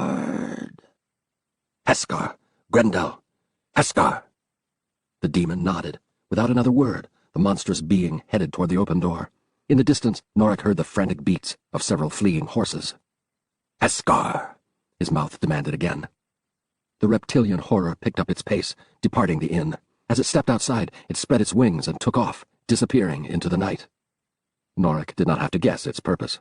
On the command of Bartek, it had gone hunting. "Don't do it," he whispered, now certain that whatever spirit lurked within the armor could hear him. "Let him go." The suit turned back toward the first corpse. "Damn it! Leave him be! He's not worth it!" Seemingly ignorant to his pleas, it forced him again to bend down near the body. The hand that had earlier touched the wound with but one finger now planted all of them there, letting the blood stain the entire palm. Outside, a frantic human scream rose high, then cut off with harsh finality. In Norik's other hand, a new weapon appeared, this time a scarlet dagger with a double point at the end. The flapping of wings warned him of the demon's return, but Norik could not twist his neck enough to see. He heard the heavy breathing of the creature, and even the folding of its leathery wings as it settled down in the common room. Nestu Varaki. The dagger shifted toward the corpse's throat. Nestu Varaku. The veteran soldier shut his eyes, now praying for himself. Enough of his memories concerning his friends' deaths had come back to him to give him indication of what would happen next. Norik had no desire to face it, would have fled if he could. Nestu Hanti. But he could do nothing now except try to preserve both his sanity and his soul. Nestu Hantiri. The dagger plunged into the throat of the brigand. General Augustus Malevolent arose from the sea of pillows, leaving Galeona to whatever dreams a sorceress of her ilk had. Without making a sound, he donned some clothes and stepped out of his tent. 2 sentries snapped to attention, their eyes straight ahead. Malevolent gave them the slightest of nods, then moved on. A city of tents spread out to the west, the only homes for the general's dedicated minions. Despite being a landless noble, he had managed to raise a fighting force virtually unequaled in the western kingdoms. For a price, he had served the causes of any ruler, garnered for himself the money he had needed for his future ambitions. Now, however, the point had come when he had sworn never to serve another, that some day he, Augustus Malevolent, would be master of more than this worthless patch of ground. The general turned his eyes to the south, where the vast desert of Aranok lay. For some time now, he had felt drawn in that direction, drawn to more than the fact that a tremendous prize, the rich, lush city of Lut Gholein, lay some distance within. Lut Gholein, despite its proximity to the desert, also bordered the twin seas. Because of that, and the fertile strip of land on which it stood, the kingdom had prospered well. Several times would-be conquerors had thought to add its riches to their coffers, but each attempt had met with total disaster. Lut Gholein had not only proven to be well defended, but it appeared to have a bit of a charmed existence. In fact, in Malevolent's mind, that charm bordered on outright sorcery. Something watched over the city. And that something was what most tantalized the commander now. Somehow it had some link to his desire to seize Bartek's legacy and make it his own. Malevolent dreamed about it, found himself constantly turning his thoughts toward it. Soon, he whispered to himself. Soon. And what will you do with that legacy? Came the sudden thought in his head. Emulate Bartek? Repeat his mistakes as well as his victories? No, he would not do that. For all the war... She said Donald Trump's endorsement would be awesome. I met with President Trump, and I was so impressed. Tiffany Smiley still questions the 2020 election, and she's bankrolled by funders of Trump's events on January 6th. Tiffany Smiley is wrong for Washington. Lord's power, for all his command of demon hosts, Bardock had had one failing that the general could not overlook. Bardock had not been a career soldier. The fabled warlord of blood had been first and foremost a sorcerer. Mages had their uses, especially Galeona, but they were unstable and too focused on their arts. A true commander had to be able to keep his attention on the field of battle, on the logistics and the sudden shifts. That had been part of the reason Augustus Malevolent had been unable to achieve any true skill with his own sorceress abilities. His military career had been his true passion. But with the armor, with the magic of Bardock, you could be more than him, the perfect fusion of soldier and sorcerer. You could be more than Bardock, even eclipsing him. Yes, yes. The general pictured his image forever engraved in the hearts and minds of those in the future. General Augustus Malevolent, Emperor of the world. And even demons will bow to you, call you master. Demons, yes, with the armor, the ability to summon demons would surely follow. The dreams he had had since first wearing the helm had all pointed to that. Reunite helm with suit, and the enchantments within would give him the power. The suit. His brow furrowed. He needed the suit, and some fool had it. Malevolent would find him, find the witless wretch, and peel off the armor piece by piece.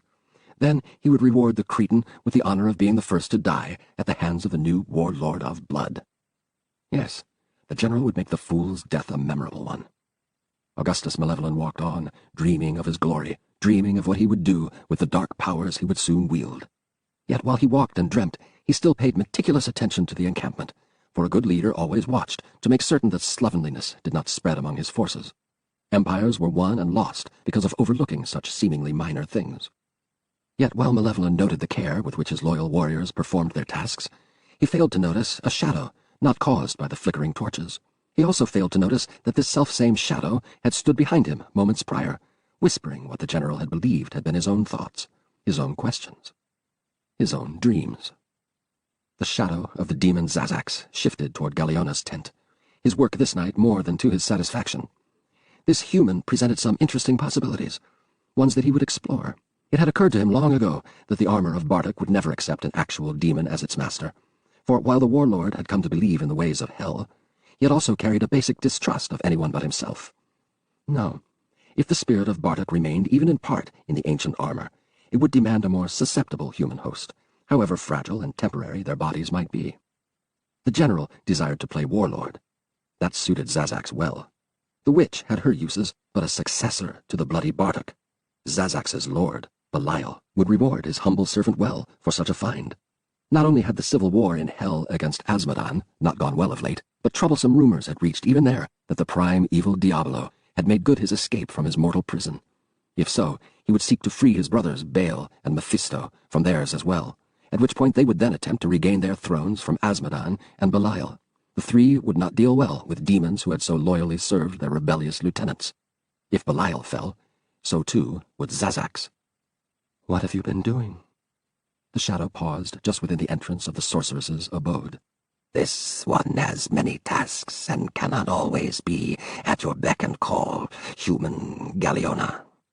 He made a clacking sound, much like a sand maggot might have done just before crushing its prey in its mandibles. Besides, you slept. Not deep enough to not sense your magic in the air. You promised you wouldn't cast any spells around here.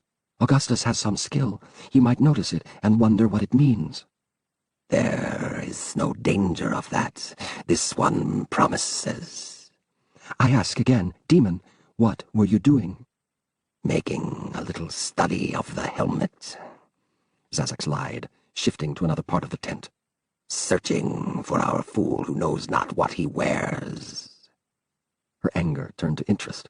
And did you find out where he is? If I could tell Malevolent more. The demon chuckled, a scratchy sound like furious bees trapped in a jug. Why?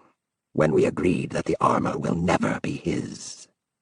Because he still has the helmet, you fool, and until we find the armor, we still need Augustus because of his connection to the helmet. True, mused the demon. His ties to it run deep, This one would say blood deep. Her chin went up as she flung her hair back.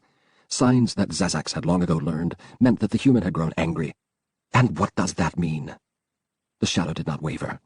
This one only meant a jest with that, sorceress. Only a jest. We speak of things concerning Bardock, do we not? A demon with a sense of humor. Galeona looked not at all amused.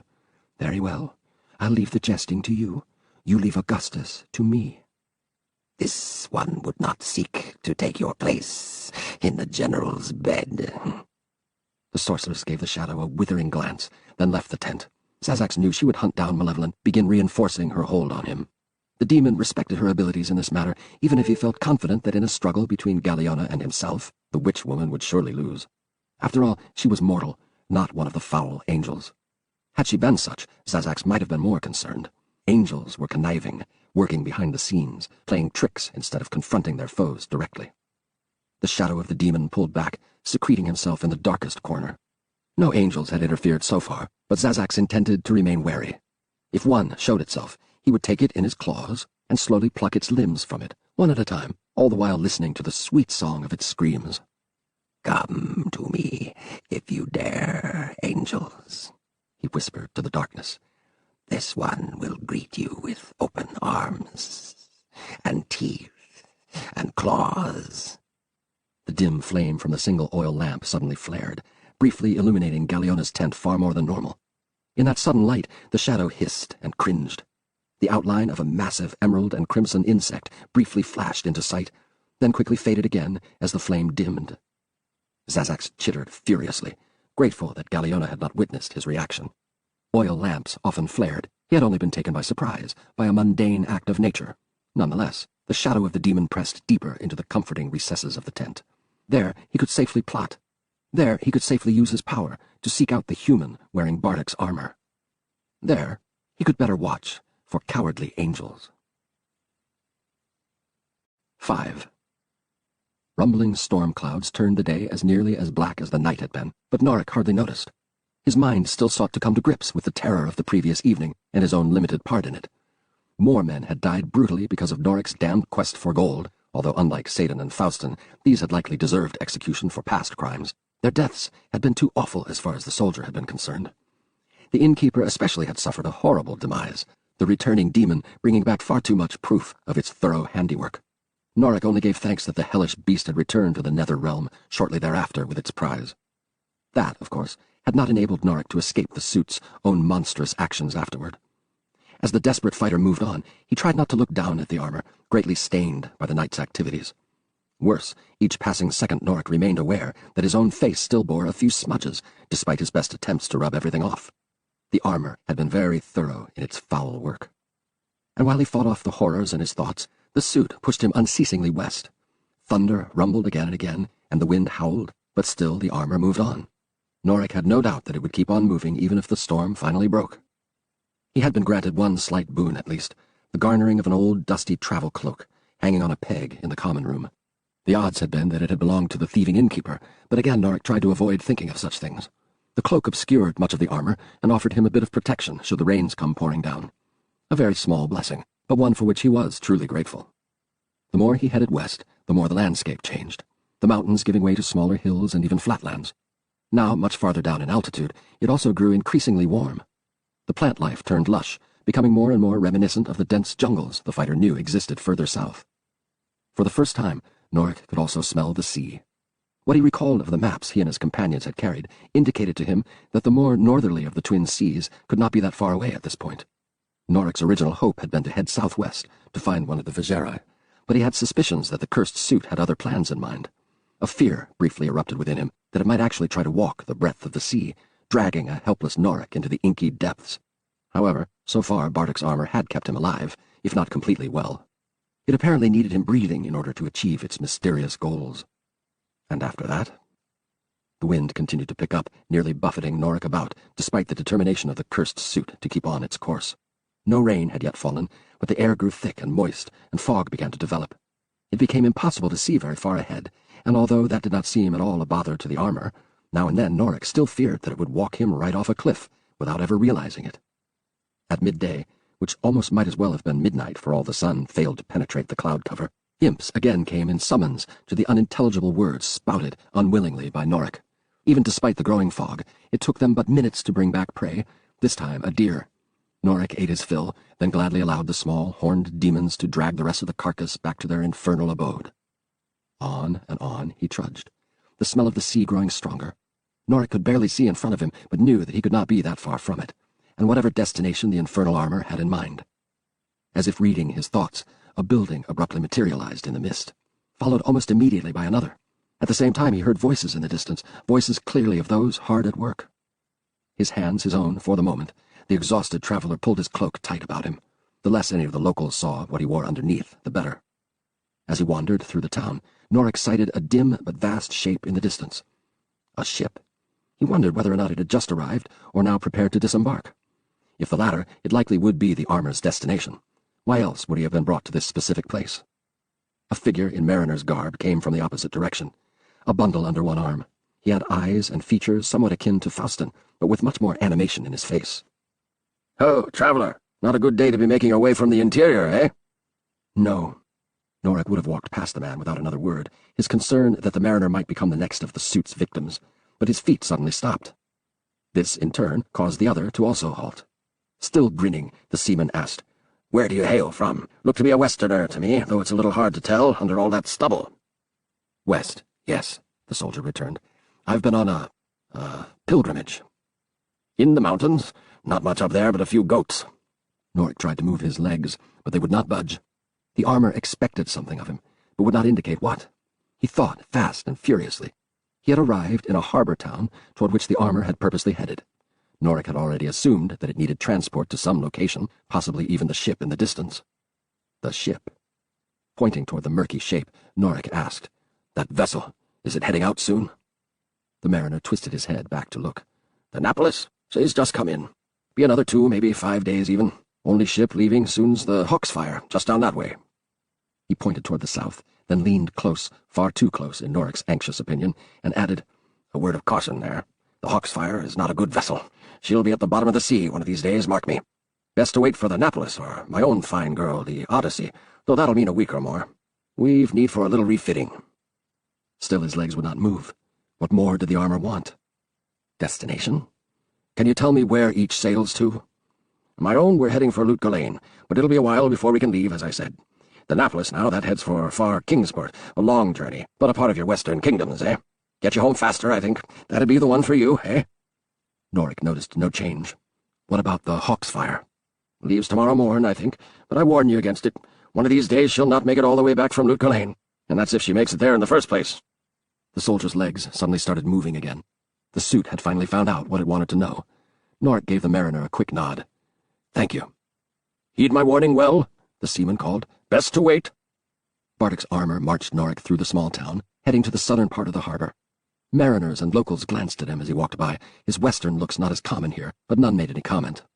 For all its tiny size, the port apparently handled a steady business.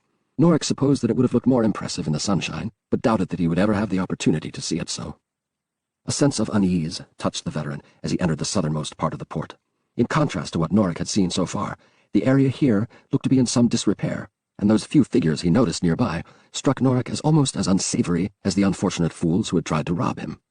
Worse, the only vessel in sight looked to be most appropriate for a journey desired by a cursed suit of armor. If some dark spirit had dredged up a long-lost ship from the black depths of the sea, then failed afterward in a half-hearted attempt to make it pass for something still from the land of the living, it would have looked little more baleful than the Hawksfire did at that moment. The 3 masts stood like tall, skeletal sentinels, half-wrapped in the shroud-like sails. The figurehead at the bow, once probably a curvaceous mermaid, had been worn down by the elements until it now resembled more an aquatic banshee in mid-shriek. As for the hull itself, something had long ago stained the wood nearly to pitch, and scars raked the sides, making Norik wonder if at some point in its colored past the vessel had either served in war or, more likely, had been used more than once as a freebooter. He saw no crew, only a single gaunt figure in a worn coat standing near the bow. Despite the uncertainty of taking a voyage on such a ghastly ship, Norik had no choice but to do as the armor forced him. Without hesitation, it walked its unwilling host up the gangplank toward the rather haggard figure. "What do you want?" The skeleton coalesced into an older man with parchment skin, and absolutely no flesh and sinew beneath the thin veil of life. One eye stared sightlessly to a point just to the left of Norik, while the other, bloodshot, glared suspiciously at the newcomer. "Passage to Lut Gholein," replied Norik, trying to end this matter as quickly as he could. If he cooperated, then perhaps the warlord's garments would give him some freedom of movement for a while. "Other ships in port," the captain snapped, his accent thick. Under a broad-rimmed hat he wore his ivory-white hair in a tail. The faded green coat, clearly once that of a naval officer from one of the western kingdoms, had likely gone through several owners before this man had laid claim to it. "No time to serve passengers." Ignoring the fetid breath, Norik leaned closer. "I will pay well to get there." An immediate change came over the captain's demeanor. "Aye?" Trusting the armor to do as it had done at the inn, the soldier continued. "All I need is a cabin and food. If I'm left alone for the duration of the journey, so much the better. Just get me to Lut Gholein." The cadaverous figure inspected him. "Armor?" He rubbed his chin. "Officer?" "Yes." Let him think Norik some renegade officer on the run. Likely it would raise the price, but make the captain more trusting. Norik obviously needed to be away from here. The elder man rubbed his bony chin again. Norik noted tattoos running from his thin wrist down into the voluminous sleeve of the coat. The notion that this ship had served as a freebooter gained merit. 12 Drachlin, bed alone, eat away from crew, talk with crew little, leave ship when docked." Norik agreed with everything, except the price. How much was a Drachlin worth compared to the coin of his own land? He need not have bothered worrying. The left hand stretched out, several coins in the gauntlet's palm. The captain eyed them greedily, scooping each from the proffered hand. He bit one to make certain of its worth, then poured all into a ragged pouch on his belt. "Come!" He hobbled past Norik, for the first time revealing that his left leg had splints running down each side, all the way to the boot. From the extensive binding he saw and his own experiences with field surgery, the veteran suspected that his host could not even stand on the leg without those large splints. The captain should have had the limb better looked at, but both the bindings and the splints appeared as if they had been put on quite some time ago, and then forgotten. However much 12 Drachlin might be in Norik's own land, his first viewing of the cabin led him to believe it far too great a price for this. Even the room at the inn had looked more hospitable than what he now confronted. The cabin barely outspanned a closet. Only a rickety bunk, whose side had been nailed to the back wall, represented anything in the way of amenities. The sheets were stained and looked as if they had been crudely cut from the sails, so dark and coarse were they. A smell like rotting fish pervaded the cabin, and marks on the floor hinted of some past violence. In the upper corners, spiderwebs larger than Norik's head wiggled in the breeze let in by the open door, and near the edge of the floor, moss of some sort had taken a foothold. Knowing he had no choice, Norik hid his disgust. "Thank you, Captain." "Casco," the skeletal figure grunted. "Inside, eat at bell, understand?" "Yes." With a curt nod, Captain Casco left him to his own devices. Heeding the man's advice, Norik shut the door behind him and sat down on the dubious bed. To his further regret, the cabin did not even have a porthole, which might have offered some relief from the stench. He flexed his hands, then tested his legs. Movement had been granted to him for his cooperation, but for how long, Norik could not say. He supposed that aboard the Hawksfire the armor expected little trouble. What could Norik do, except step over the rail and sink to the bottom of the sea? As terrible as his situation had grown, he could not yet bring himself to try to end his life, especially in such horrifying fashion. Besides, Norik doubted that he would be allowed to do even that, not so long as the suit required his living body. With no notion as to what else to do with his time, he tried his best to go to sleep. Despite the stench, or perhaps because of it, Norik managed to doze off. Unfortunately, his dreams proved again to be troubled ones, in great part because they did not even seem his own. Again, he lived as Bardock, taking relish in the dreadful acts he performed. A settlement that hesitated too long in accepting his domination felt the full force of his righteous wrath. The town elders and several other chosen fools, drawn, quartered, then flayed for the good of the rest. A viserai caught spying became the centerpiece for a macabre candelabra that illuminated not only the warlord's quarters, but even caused his demonic servants to shudder. A bell sounded, stirring a grateful Norik from his sleep. He blinked, finally registering that he had actually slept until the bell for evening meal. While he doubted the food would be anything to his liking, his hunger had become so great that Norik could not avoid the matter any longer. Besides, he did not want to risk the suit summoning imps to feed him. There was no telling what they might decide could be edible. Pulling his cloak tight around him, the fighter stepped out to see several worn, bitter-looking men heading down into the bowel of the ship. Assuming that they too planned to eat, Norik followed them down to a rather seedy-looking mess. In silence, the former soldier stood in line, receiving hard bread and a questionable meat dish that almost made him yearn for the thieving innkeeper's fare. One glance at the surly group convinced Norik to retire to his room. Carrying his food up to the deck, he paused at the rail for a moment to inhale some of the relatively fresh sea air before going back into the cabin. A figure standing in the fog-enshrouded dock caught his eye. The food slipped from his hands, spilling all over the deck, but Norik did not even notice. Faustin. Even with his robes wrapped around him, it could be no other. The dead eyes of his former comrade stared back at him. Even from where the fighter stood, he could see the gaping hole where the Vizierai's throat had once been. "Fool!" Casco roared from behind Norik. "What mess? You clean up? No help?" The startled veteran looked over his shoulder at the angry captain, then down at the spilled food. Some of the meat dripped over the toes of Bartek's boots. "Clean up? No help? No more food tonight?" Casco limped off, muttering in his native tongue something no doubt derogatory about foreign devils. Despite the fury of the captain, Norik immediately forgot the spilled meal, instead quickly returning his gaze to the dock in search of... nothing. No sepulchral figure stood staring back at him. The ghastly shade had vanished, if it had ever been there in the first place. Hands trembling, he stumbled back, unmindful of anything but the terrifying sight he thought he had just beheld. Faustin, so clearly dead, condemning him with those empty eyes. Still ignoring Captain Casco's earlier demand that he clean up the mess, Norik hurried back to his cabin, slamming the door tight behind him and not daring to breathe until he sat once more on the bunk. He had lost the struggle. The sorcerer's ghost had been the first obvious sign.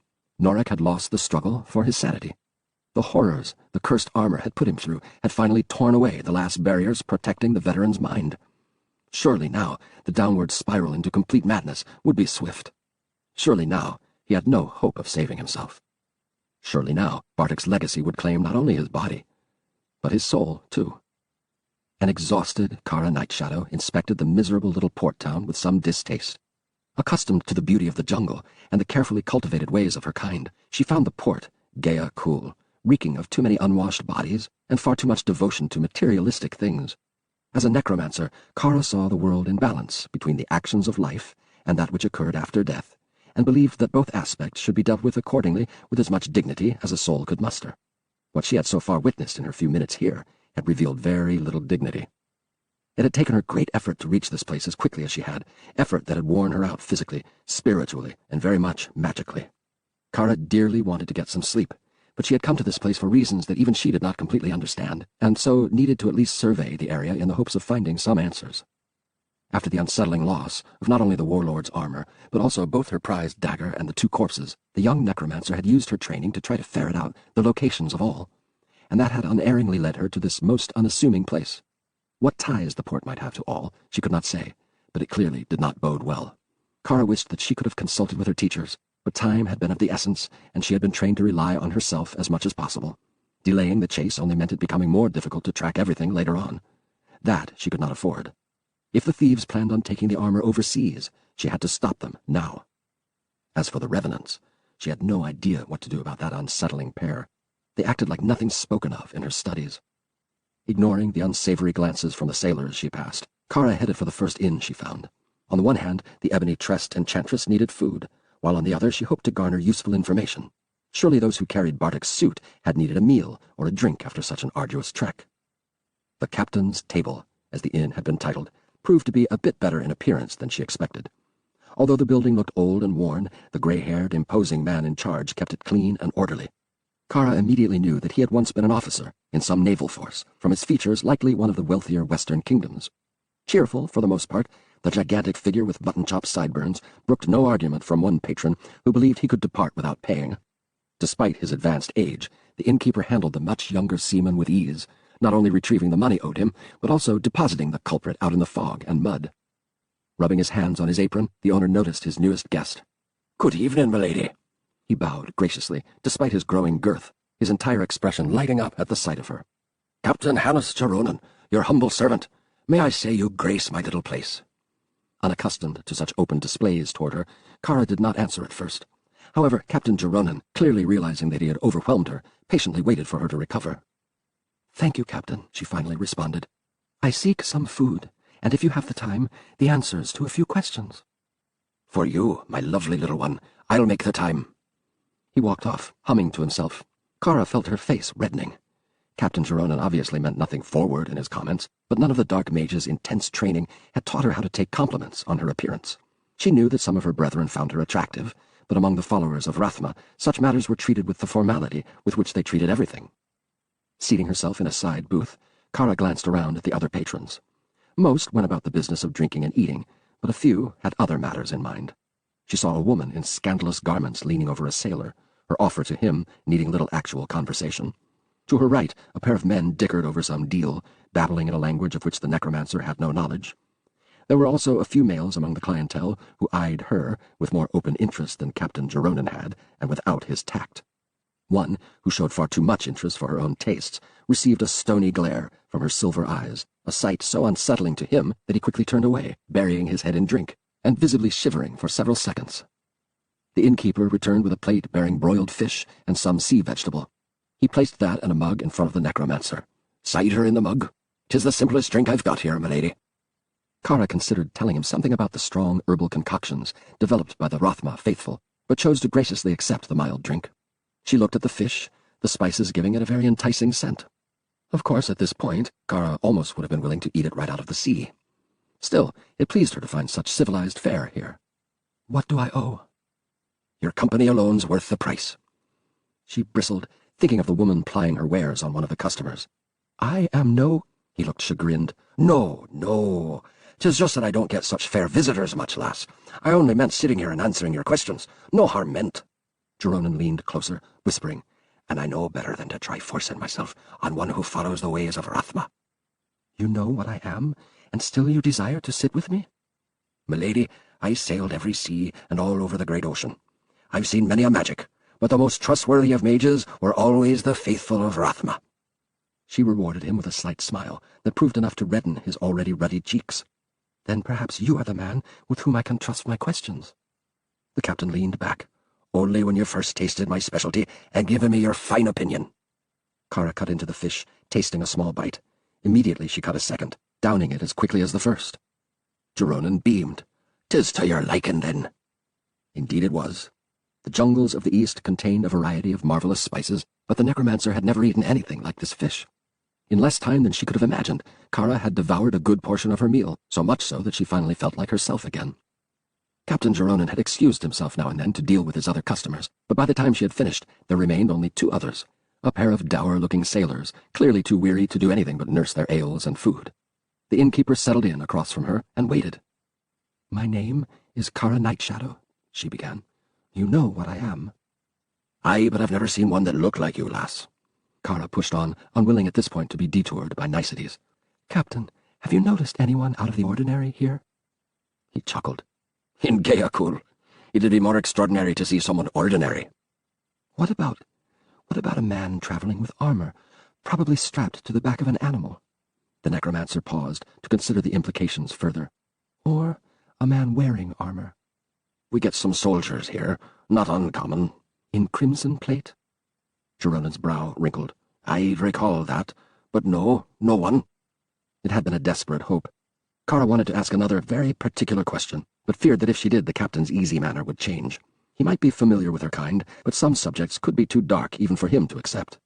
Walking corpses would certainly be one of those subjects. Kara opened her mouth with the intention of trying a different track, yet what escaped from her lips proved not to be words, but rather a long yawn. Her companion looked her over.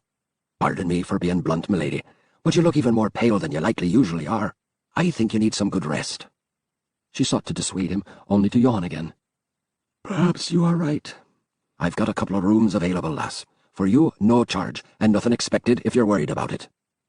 "I'll pay you." Kara managed to retrieve some coins from the purse on her belt. "Is this enough?" He shoved most of it back. "That is, and don't go showing all that money around. Not everyone's a kind soul like me." The necromancer could barely move. Her legs felt like lead. The spell work she had utilized to quicker get her to her destination had taken too much from the dark mage. "I think I will go to it immediately, if you will forgive my leaving." "Best give me a few minutes, lass. I fear that with the help I hire here, it might not be ready for you. Just remain here and I'll be back shortly." He hurried off before she could protest. Kara straightened, trying to keep awake. Both the spell work and her own physical efforts naturally had drained her much, but this exhaustion seemed far more oppressive than it should have been, even taking those matters into account. It almost made her believe... She pushed herself to her feet, turning to the door at the same time. Perhaps Kara had misjudged Captain Hannes Geronin. Perhaps his congenial manner hid a darker side. Aware that her thinking might well be too muddled, the necromancer stumbled her way toward the entrance, not at all caring what the two sailors in the corner might think. If she made it outside, then perhaps she could clear her mind enough to reconsider. Yes, for all the odious smells of the port itself, the sea air would still no doubt help her regain her balance. Kara nearly fell through the doorway, so weak had her legs become. Immediately she inhaled. Some of the heaviness in her head evaporated, enough at least for her to get some general sense of her surroundings, but the raven-haired enchantress needed more. She could not decide what to do about the innkeeper until she could think clearly again. Once more she inhaled, but as her head cleared a bit more, a sense of immediate unease struck Kara. She looked up into the dark fog, and saw a figure in a worn travel cloak standing just a few feet from her. His face remained obscured by the hood of his cloak, but lower Kara could make out one pale hand emerging. In that hand, the figure held a dagger that gleamed even in the mist-enshrouded night. An ivory dagger. Kara's dagger. Another pale hand reached up and pulled back the hood slightly, revealing a face the necromancer had seen but once before, the Vigerai from Bartek's tomb. The Vigerai who had had his throat torn out. Your spell should have worked better on her, a voice croaked from behind her. Kara tried to turn, her body still moving far too slowly. At the same time, it occurred to her that all her training, all her spell work, had failed to enable her to notice not one attacker, but two. A second pale face smiled grimly at her, the man's head tipped slightly to one side, as if not entirely connected to his body. The second corpse from the tomb, the wiry man whose neck had been snapped. You leave us no choice. His hand had been raised, in it another dagger, held hilt up. Even as this fact reached her sluggish brain, the hand of the ghoul came down, swinging hard. The blow caught Kara Nightshadow on the temple. She spun around once and would have surely cracked her head on the stone path, save that the undead creature who had hit her now caught her in his arms. With astonishing tenderness, he lowered the stunned woman to the ground. You really leave us no choice. And with that, she blacked out. 6. Norik did not leave his cabin again until time came to retrieve his morning meal. No one spoke to him, especially Captain Casco, who had not forgiven his passenger for leaving the mess near the rail. Norik actually appreciated the lack of conversation, wanting nothing to slow his return to the safety of his room. He had slept fitfully during the night, not only haunted by dreams of Bartek's glory, but now also dread images of Faustin's vengeful spirit come to claim him. Not until the Hawksfire finally set sail did the veteran fighter calm at all. Out on the sea, troubled spirits could certainly not pursue him. In fact, as the ship pushed out onto the stormy waters, it finally began to sound reasonable to Norik that he had imagined the dreadful vision, that what he had taken for Faustin had either been but another Vigerai, for certainly the port lay near enough to their eastern lands, or the complete figment of his own troubled mind. The latter seemed more and more likely. After all, Norik had been both physically and mentally torn apart by the demands of the cursed armor. The memories of not only the tomb, but the slaughter at the inn remained with him. In addition, the warlord's suit had pushed his endurance to the limits and beyond, forcing the soldier to traverse a rough landscape without hardly any rest, and at a pace that would have killed many men. If not for the fact that only part of the effort had been his own, Norik suspected that he would definitely have died along the way. The waves grew choppier as the Hawksfire entered deep waters. With each groan of the hull, Norik became more and more convinced that at some point the sea would crush the worn ship like tinder. Yet somehow, the Hawksfire continued on, riding one wave to the next. In addition, for all their motley outer appearance, Captain Casco and his crew proved quite adept at managing the vessel. They scurried up the ropes, raced across the decks, ever keeping their ship ready to meet the elements. What they could not entirely keep at bay, though, was the storm. It struck but a few hours out, the sky blackening and lightning flashing all about. The winds picked up, bending the masts and trying to rip the sails. Norik, who had finally stepped out, quickly gripped the rail as the sea tossed the Hawksfire to the side. "Starboard!" called Casco from the deck. "Starboard!" The man at the wheel worked to obey, but wind and water battled against him. A second crew member came to his aid, the pair managing to fulfill the captain's orders after great effort. Rain at last fell, a torrent that forced Norik back into the cabin. Not only did he know nothing about sailing, but, clad in armor, he risked his life every time he neared the rail. It would take only one strong wave to toss him over the side. A soiled lantern swinging violently from the ceiling tried, desperately, to keep the cabin illuminated. Norik planted himself on the inside corner of the bunk and tried to think. He had not yet completely given up hope of escaping the cursed armor, but so far had no idea as to what to do. It would require powerful sorcery, and he knew no one with such abilities. If only he could have asked Faustin. The memory of what he had thought he had seen on the dock returned full-blown, sending renewed chills through Norik. Best to forget about Faustin, and Satan too. They were dead. Night came, and still the storm did not abate. Norik forced himself down to the mess, where he noticed for the first time some of the crew eyeing him with more than disinterest and disdain. Now a few gazes seemed almost hostile and yet frightened. Norik had no doubt that it had to do with the armor. Who was he, they must be wondering. The armor spoke of power, of command. Why did such a one as he travel on a miserable vessel such as the Hawksfire? Again, he took his meal to the cabin, preferring the solitary atmosphere. This time he found the food slightly more palatable, or perhaps the previous meals had just burned away his tongue. Norik devoured it, then fell back and tried to go to sleep. He did not look forward to sleep, both the dreams of Bartok and the nightmares surrounding the tomb not at all enticements. However, exhaustion quickly set in, and, as a veteran campaigner, Norik Visharan knew better than to try to fight it. Even the violent rocking of the Hawksfire could not keep his eyes from closing. "It would be nice to rest," came a cracking yet still familiar voice.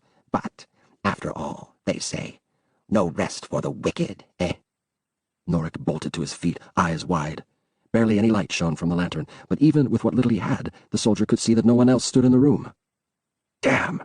Another nightmare. Staring at the lantern, Norik realized that he must have fallen asleep without realizing it. The voice had been in his head, nowhere else. The voice of a comrade, now lost. Satan's voice. Thunder crashed. The Hawksfire shivered. Norik gripped the side of the cot, then started to ease himself back onto it. "You should have listened to Faustin, Norik. Now it may be too late." He froze where he was, gaze shifting to the door. "Come to us, friend. Come to Faustin. And me." Norik straightened. "Satan!" No reply, but some of the planks just outside the cabin creaked, as if someone walked upon them, and paused now before his door. "Someone out there?" The Hawksfire dipped, nearly sending him tumbling. Norik flattened himself against a wall, eyes never leaving the doorway. Had he imagined Trist's cracking, laboring voice? The days since the horror of the tomb had tested the veteran's nerve more than any battle in which he had fought, yet still something within urged Norik toward the door. Most likely when he opened it there would be nothing. Satan and the Vizeri could not be out there, awaiting the friend who had so terribly murdered them. Such things did not happen, save in tales spoken in whispers around late-night campfires. But such things as the dreadful armor Norik wore did not happen outside of those tales either. Again the planks creaked. Norik gritted his teeth, reached toward the latch. The gauntleted hand suddenly twitched and began to glow a sinister red. Norik drew the glove back, watching in wonder as the glow now faded. He reached forward once more, but this time nothing happened. Steeling himself, Norik undid the latch, then swung open the door. Rain and wind battered him, but no fearsome shade stood outside the cabin, bony finger outstretched in condemnation. Seizing his cloak, Norik hurried outside, his gaze immediately shifting first to the left, then the right. Toward the bow, he saw the dim shapes of men struggling to keep the sails in order, but of the supposed phantoms he found not a trace. The hard tramping of feet made him look in the direction of the stern again, where he saw one of Casco's men running toward the bow. The man would have passed Norik without a glance, but the soldier seized him. Ignoring the sailor's fierce glare, he shouted, "Did you see anyone out here before you? Anyone standing by my cabin?" The sailor spat something in another tongue, then pulled away from Norik as if just touched by a leper. Norik watched the man run off, then shifted his own attention to the rail. A notion filled his head that he found entirely ludicrous, but still it made him risk fate by actually stepping to the edge and peering over the side. Waves shattered unceasingly against the time-worn hull of the Hawksfire, doing their best, it seemed, to pound through the wood and send the vessel and its occupants to their watery dooms. The sea beyond churned wildly, sometimes rising so high that Norik had trouble seeing the heavens. But of his supposed visitor, he saw no sign. No vengeful ghoul clung to the side of the hull. The unforgiving shades of Satan, Trist, and Faustin had not, after all, been standing outside his cabin door. He had imagined them, just as he had first believed. "You! What you do out? Inside! Inside!" The hobbling form of Captain Casco closed in on Norik from the bow. Casco seemed completely outraged that his sole passenger had dared the elements. Norik doubted it had to do with concern for the veteran's well-being. As with the rest of the crew, a hint of fright tinged Casco's angry words. "What is it? What's wrong?" "Wrong!" the cadaverous mariner barked back. "Wrong! Nothing wrong! Back to cabin! Storm outside, you fool!" Half tempted to respond yes to Casco's question, Norik did not bother to argue with the man. With the crippled mariner watching, he returned to the cabin, closing the door on Casco's scowling visage. After a moment, Norik heard him stump away. The thought of trying to fall asleep again did not at all appeal to Norik, but he nonetheless tried. At first, questions raced through his thoughts, all but one of which the veteran could answer. That lone question concerned the crimson gauntlet, and why it had begun to glow just prior to his going outside to search. If no danger had lurked beyond the door, what reason would the armor have for such a protective measure?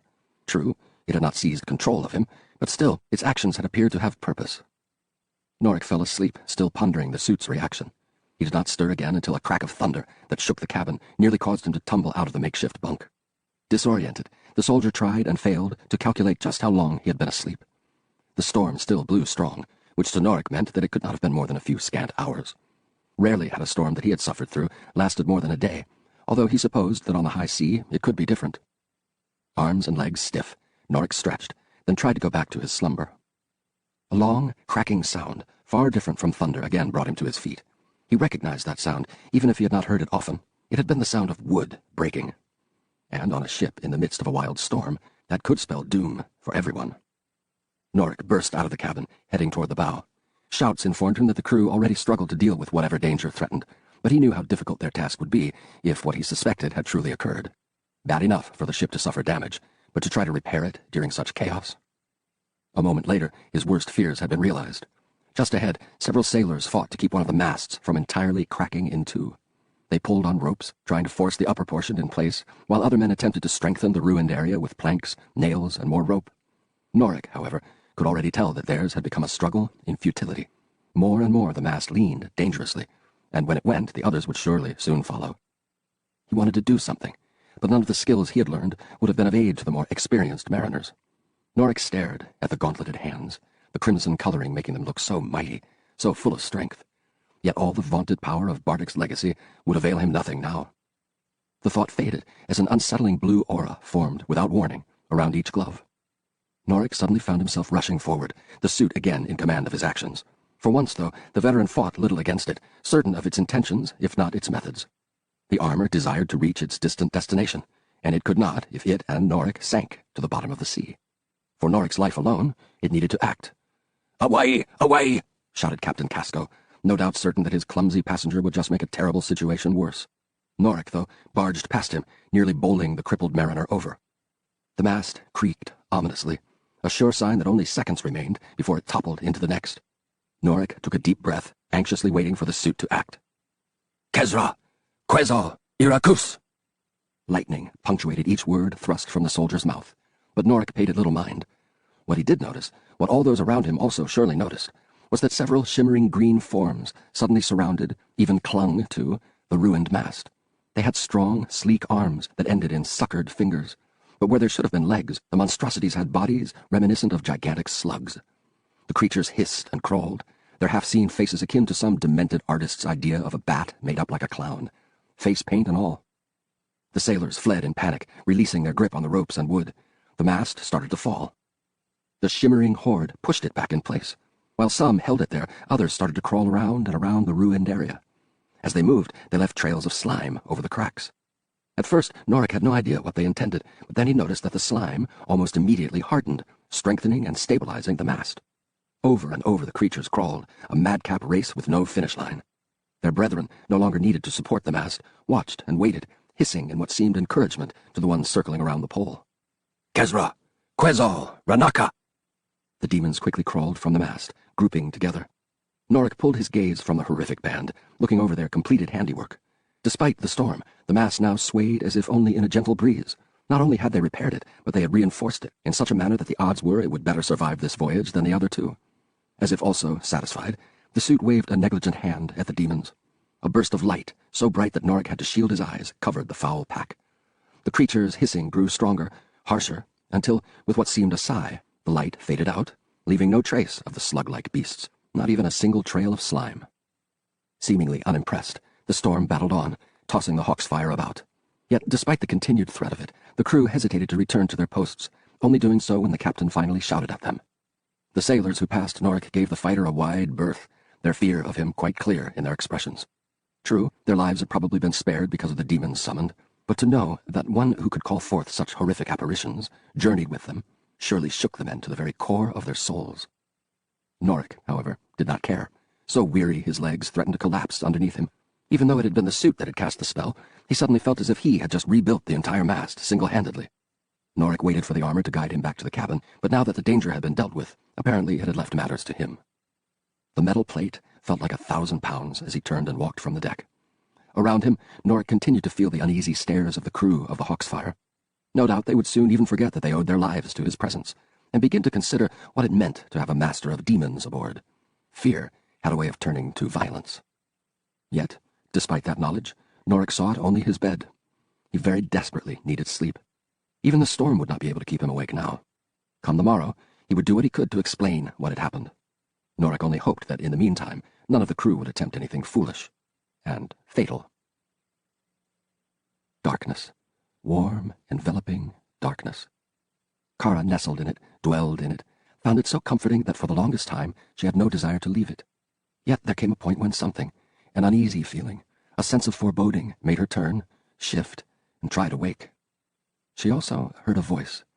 "Kara, lass, where are you?" The voice had a familiarity to it, one that slowly drew her up from oblivion. As she tried to awaken, Kara Nightshadow's own will aided in the task. This darkness, this nothingness, held her prisoner. The comfort it offered was a smothering one, an eternal sleep. "Kara!" It no longer even comforted. Now it scratched, crushed, felt more akin to a casket than a soft bed. "Kara!" The necromancer's eyes flew open. She stood imprisoned in a tomb of wood, her limbs seemingly frozen. Somewhere a hound barked. The necromancer blinked, trying to focus better. A few cracks of dim light shone through, just enough to enable her to better understand what had become of her. Wood tightly surrounded her on all sides, a hollow tree without major openings. Somehow she had been placed here, sealed in here, to die? A sense of claustrophobia nearly overwhelmed her. Kara struggled to move her arms, but could not. They had been pinned to her sides and wrapped by vegetation growing in the hollow tree. Worse, moss also covered her mouth, sealing her lips together. She tried to make a sound, but muffled by both the moss and the thick trunk, Kara knew that no one outside would hear her. More hounds barked, this time nearer. She fixed on a voice, Captain Geronen's voice, calling her name. "Kara, lass, can you hear me?" Her legs also could not move, likely for the same reasons as her arms. Physically, Kara had been left completely helpless. The sense of claustrophobia grew. Although the necromancer had lived much of her short life in seclusion, she had always had freedom of movement, freedom of choice. Her ghoulish attackers had left her without either. Why they had not slain her outright, the desperate dark mage could not say, but if she did not soon escape, her demise would be just as certain, and in a far slower, grislier fashion. And that thought, accompanied by her growing feeling that the tree trunk closed in on her from all sides, pushed Kara as none of her teachers had ever. She wanted to escape, to be free, to not suffer the slow tortures of starvation. Bound as she was, with even her mouth sealed, no sophisticated spell could save her. Yet raw emotion, so generally kept under control by the followers of Rathma, now bubbled up, demanded to overflow. Kara stared at the wood before her, seeing it as her nemesis, her own tomb. She would not die this way, not through the dark magic of an undead sorcerer, not die this way. The interior of the trunk grew hot, stifling. Sweat dripped over the necromancer. The vegetation seemed to tighten around her limbs. Not die. Her silver eyes flashed bright. Brighter. The tree exploded. Fragments of wood flew in all directions, bombarding the nearby landscape. Somewhere, Kara heard men swear and dogs whine. She could do nothing for them, though, and in truth could do no more for herself. The necromancer fell forward, her arms and legs no longer hindered. The instinctive reaction to put her hands out to save herself kept Kara from striking the ground head first, but did not prevent the jolt when her body hit from causing her to momentarily black out. Vaguely, she heard voices that seemed to draw near. A beast sniffed the ground near her head, its cold nose briefly rubbing against her ear. She heard a command, then felt strong but gentle hands touch her shoulders. "Kara, what in the name of the sea witch happened to you, lass?" "Charon?" she managed to utter, the effort nearly doing her in again. "Easy, lass. Here, you fool, take the dog's leashes. I'll see to her." "Aye, Captain." Kara barely noticed the journey back to Gaia Cool, save for one moment when the innkeeper, who carried her in his arms, swore at one of his companions for nearly letting the dogs trip him. She drifted into and out of consciousness, now and then recalling her short glimpses of the two undead. Something about them had greatly disturbed her, more than she would have imagined possible. Even in her present state, it went through Kara's mind that they had been invisible to her senses, that they had played her, not the other way around. Necromancers manipulated the forces of life and death, not the other way around. Yet the Vijayrai and his grinning companion had toyed with Kara, as if she had been less than a first-year novice. How? More to the point, why did they walk the world at all? The answer had to deal with her earlier error in the tomb. Somehow, although her training had never covered such astounding occurrences, when she had left the phantasm alone, it had been able to seize full control of the body. Then it must have summoned the companion it had known in life, the pair vanishing by magic before she returned. A simple explanation, and yet not at all satisfactory. Kara missed something. She felt sure of it. Enchantress! The word echoed in her skull, drowning out her thoughts. She forced her eyelids open, which Kara had not even realized until now had been closed, and stared up at the concerned visage of Captain Hannes Jeronen. What? Easy, lass. You've gone 2 days without food and water. Not enough to do you any real harm, but still too much for your own good. 2 days? She had been trapped in the tree for 2 days? When you vanished that night, I started a search right away, but not until morn came did I find this pouch near the side of the inn. He held up a small leather pouch, in which Kara stored some of the herbs necessary for her calling. Necromancer spells required other ingredients besides blood, although most outsiders never knew that. Odd, though, that she should lose that pouch. It would have almost required her captors to spend precious time to tear it off, so securely had the young spellcaster generally kept it fastened. Of course, that made even less sense, since the only reason that they would bother to do that might be to actually leave a clue to her kidnapping, hardly something either ghoul would have done. But then, they had left her alive, if buried in the heart of a dead tree. She felt so confused. Her irritation must have shown, for the innkeeper immediately sought to aid her. What is it? Need more water? Blankets? Her words sounded more akin to the croaking of a frog, or too much like her more vocal assailant. Kara gratefully accepted water, then tried again. I am all right, Captain, and I thank you for your care. I will, of course, pay you. I don't like foul language in my establishment, milady. There'll be no more talk of that. He truly was a curiosity to her. Captain Jeronen, most folk, especially Westerners, would rather have left one of my kind to rot in that tree, much less put together a search party. Why do this? The huge man looked uncomfortable. Always watch over my guests, lass. Despite the aches throughout her body, she pushed herself up to a sitting position. Jeronen had given her a room such as she could not have imagined in Gayakul, clean and comfortable, with no odor of fish either. Truly a marvel. Yet Kara did not let her pleasant surroundings deter her from her question. Why do it, Captain? I had me a daughter once, he began with much reluctance.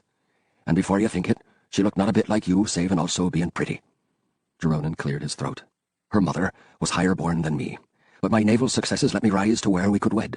Torania was born to us, but her mother never lived much beyond carrying her. A daring tear emerged from the gruff man's eye, one the innkeeper quickly brushed out of existence. For the next decade and more, I couldn't stand my life because it tore me away from the only one left to me. Finally, I resigned my commission when she was just beginning to blossom into a fair maiden, and took her across the sea to a place I remembered being so beautiful. Bless her, Torania never complained, even seemed to thrive here. Gayakul?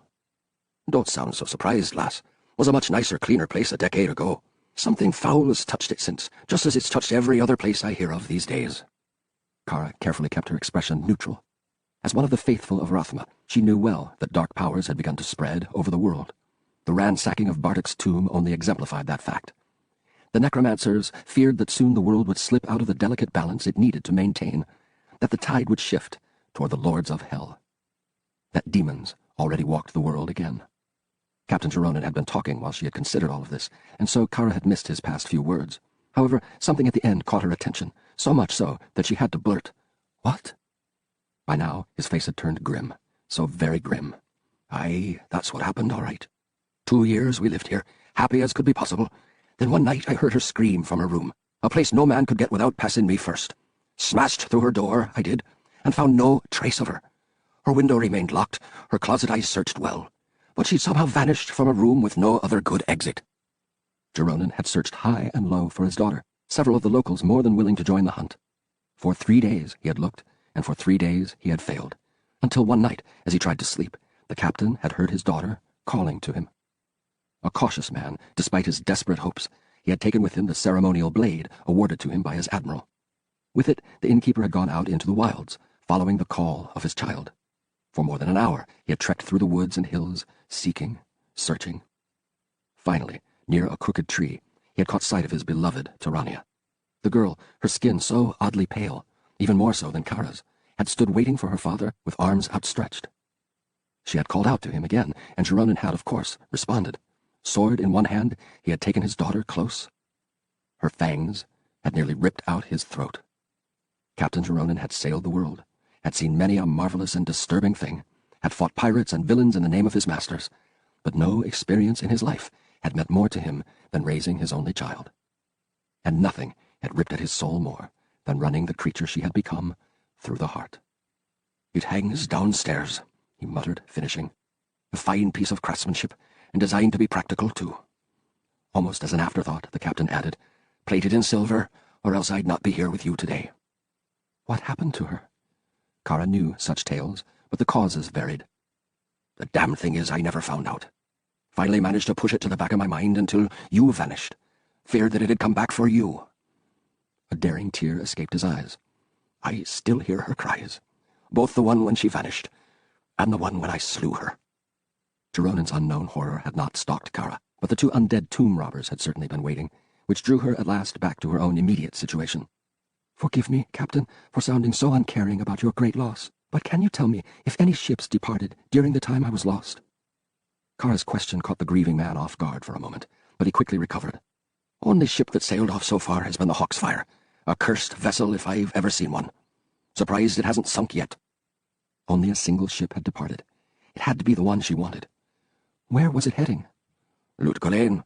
It always sails to Lut Gholein." She knew the name. A prospering kingdom on the western side of the Twin Seas, a place where merchants from all over the world bought and sold. Lut Gholein. The Viserai and his grinning friend had trekked all the way here from the tomb, moving at a pace only those who felt no exhaustion could maintain. They had specifically come to Gea Kul, whose only good purpose served as a point by which to reach other realms. But why? There could be only one reason. They pursued the remaining members of their party, the ones who also carried with them Bartek's armor. Kara suspected that might be only one man, but she had to keep in mind the possibility of more. So this Hawksfire carried either the survivors or the revenants. If the latter, the pair would have to have secreted themselves carefully in order to avoid detection. But she had heard tales of the undead doing whatever they needed while pursuing their victims. Crossing the sea would be difficult, but not impossible. Lut Gholein. It might yet be only another brief stop, but at least Kara had a particular destination. "Captain, when is the next ship sailing there?" "Lass, you're barely able to sit up, much less—" Silver eyes fixed, unblinking at him. "When?" He rubbed his chin. Not for a time. Maybe a week, maybe more." Much too late. By then, both the revenants and those they pursued would be long gone, the armor with them. Even more important than her dagger remained the fact that the bloody warlord's suit moved about. The enchantments within would certainly call out to the ambitious, the evil. Even those not necessarily human. "I have funds. Can you recommend a ship I could hire?" Jeronin eyed her for a moment. "This is that important?" "More than you can imagine." With a sigh, the innkeeper replied, "There's a small but sleek vessel, the King's Shield, near the northernmost end of the port. She can sail at any time, just need a day or two to gather the crew and supplies together." "Do you think you can convince the owner to hear me out?" This caused Jeronin to laugh hard. "No need to worry about that, milady. He's a man who used to follow many a cause, so long as it was a good one." Her hopes rose. Already she felt nearly well enough to travel. The Hawksfire had a few days' head start, but with a good ship, Kara might be able to arrive in Lut Gholein in but a short time after. Her unique skills, combined with a few careful questions, should enable her to follow the trail from there. "I need to talk with him. I must be able to leave by tomorrow morning." "Tomorrow morning?" Again, she gave him that gaze. Kara regretted pushing, but more than her health and the patience of this other captain were at stake. It must be so. "All right." He shook his head. "I'll get everything ready. We'll set sail in the morning." Kara was touched by his sudden offer. "It is more than enough that you can convince the King's Shield's captain to take this journey, but you need not tear yourself from your beloved inn. This is no longer your concern." "I don't like when my guests are nearly killed, or worse, lass. Besides, I've been too long on dry land. Be good to feel the sea again." He leaned nearer, giving her a smile. "And as for convincing the captain, I don't think you understand me yet, Enchantress. I'm owner of that fine vessel, and by all that's holy, I'll see that she sets sail in the morning, or I promise you that there'll truly be hell to pay." As he hurried off to see to arrangements, Kara slumped down, caught by his last words. Hell to pay? Captain Hannos Jeronin had no idea just how fateful his oath just might end up being. 7. My men grow restive, and I can truly understand their positions, Galliona. Greatness beckons, and we have sat here on the edge of the desert. 'Twas by your command that we remained yet longer, my dear Augustus. He towered over her. Because you said that soon we would better know the location of Bartek's armor. We would soon know where this fool brings it. Malevolent seized her hair, pulling her up until their faces nearly touched. Find him, my darling. Find him, or I may have to find myself mourning your passing. She let him see no fear. Those who showed fear to the general became much reduced in his eyes, never more respected, forever expendable. Galliona had worked long and hard to make certain that she remained invaluable, and she would not let that change now. I will see what I can do, but it must be accomplished without you this time. He frowned. You always required my presence in the past. Why the change now? Because what I must do will require me to delve deeper than I ever have before. And if for any reason I am disturbed at the wrong point, not only will it kill me, but it may also perhaps slay anyone nearby. This clearly impressed even the general. Brow raised, he nodded. Very well. Is there anything you require of it? A voice suddenly spoke in Galliona's head. There must be some sacrifice. The sorceress smiled, wrapping one arm around Malevolent and putting her lips to his. As she pulled away from the kiss, she absently asked, "Who's failed you most of late, my love?" His mouth set into a straight edge, unyielding and unforgiving. Captain Tolos has proven something of a disappointment of late. I think his dedication is slipping. Her hand stroked Malevolent's cheek. Then perhaps I can make him more useful to you. I understand. I'll send him to you immediately. Just give me results. I think you will be pleased. We shall see. General Malevolent marched out of the tent. Galliona immediately turned to the shadows, one in particular. You think it'll be enough? This one can only try, replied Zazax. The shadow separated from the others, moving nearer. Part of the shadow crossed over the sorceress's foot, sending a sensation like approaching death through her. I must find him this time. You see how impatient the general gets. This one has waited much longer than the mortal, chittered the shade.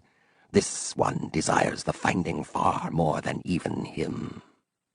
They both heard footsteps outside her tent. Zazax's silhouette immediately sank back into the rest of the shadows.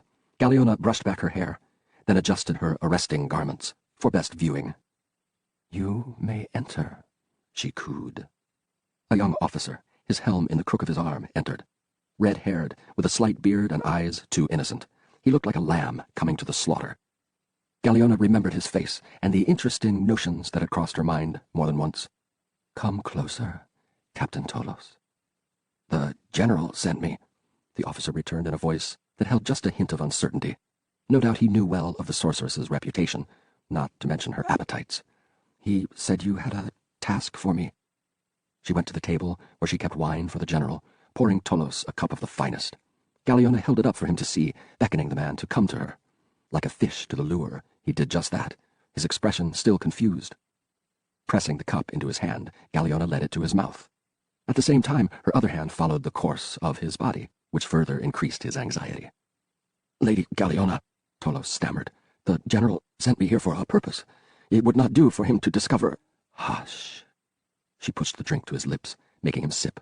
The fiery-tressed soldier swallowed once, twice, before the enchantress lowered the cup again. With her free hand, she brought his lips to hers, keeping them there long. He hesitated for the first few seconds, then pressed hard, lost in her charms. Enough of frail pleasures, came the demon's voice in her head. We have work to do. Behind the enamored officer, the shadow grew, solidified.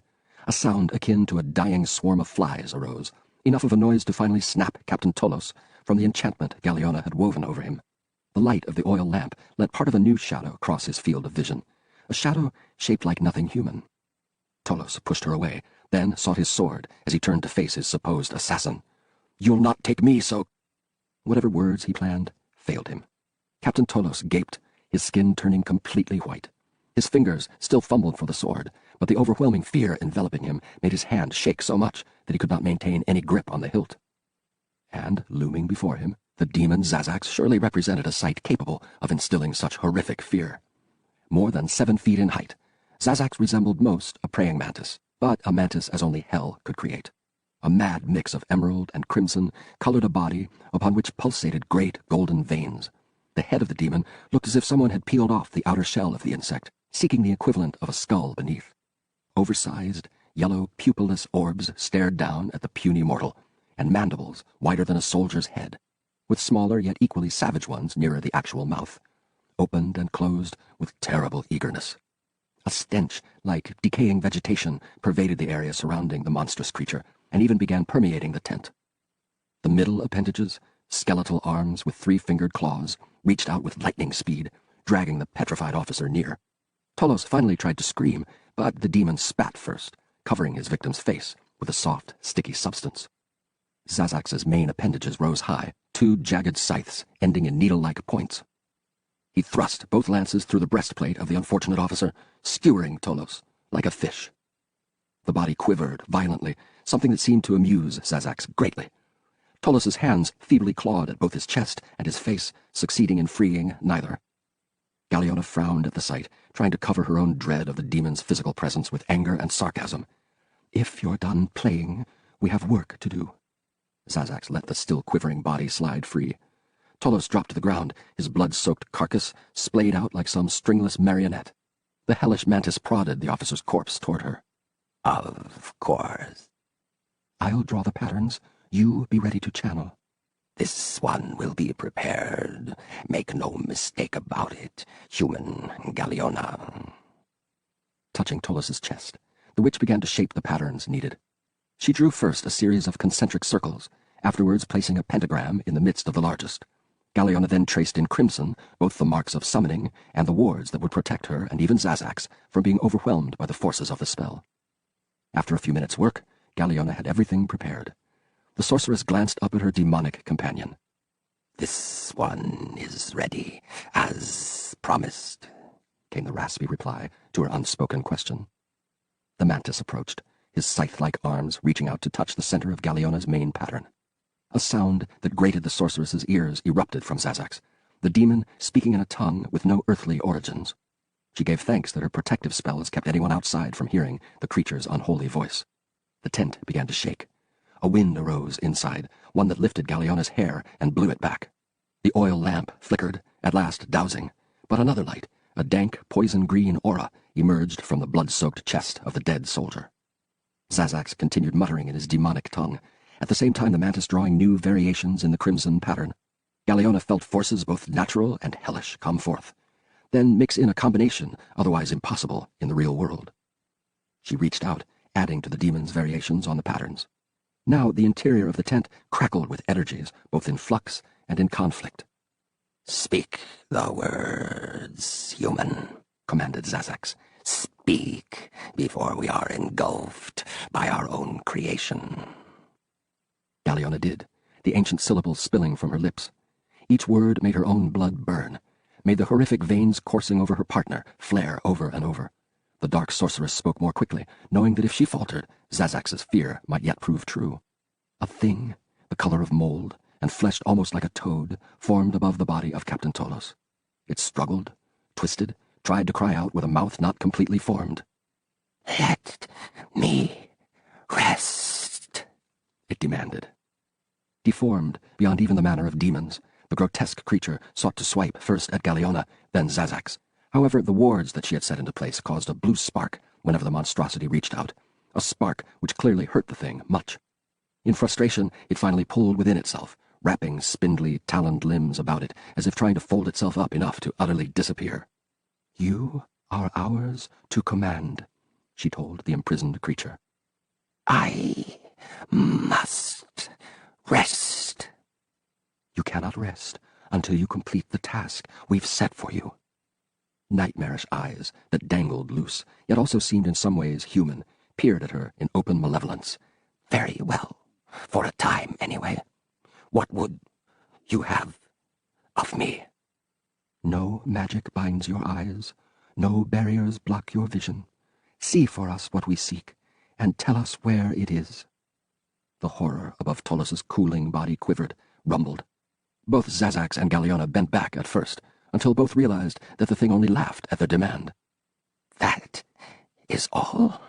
For this, I am tortured, forced to wake, and even forced to remember?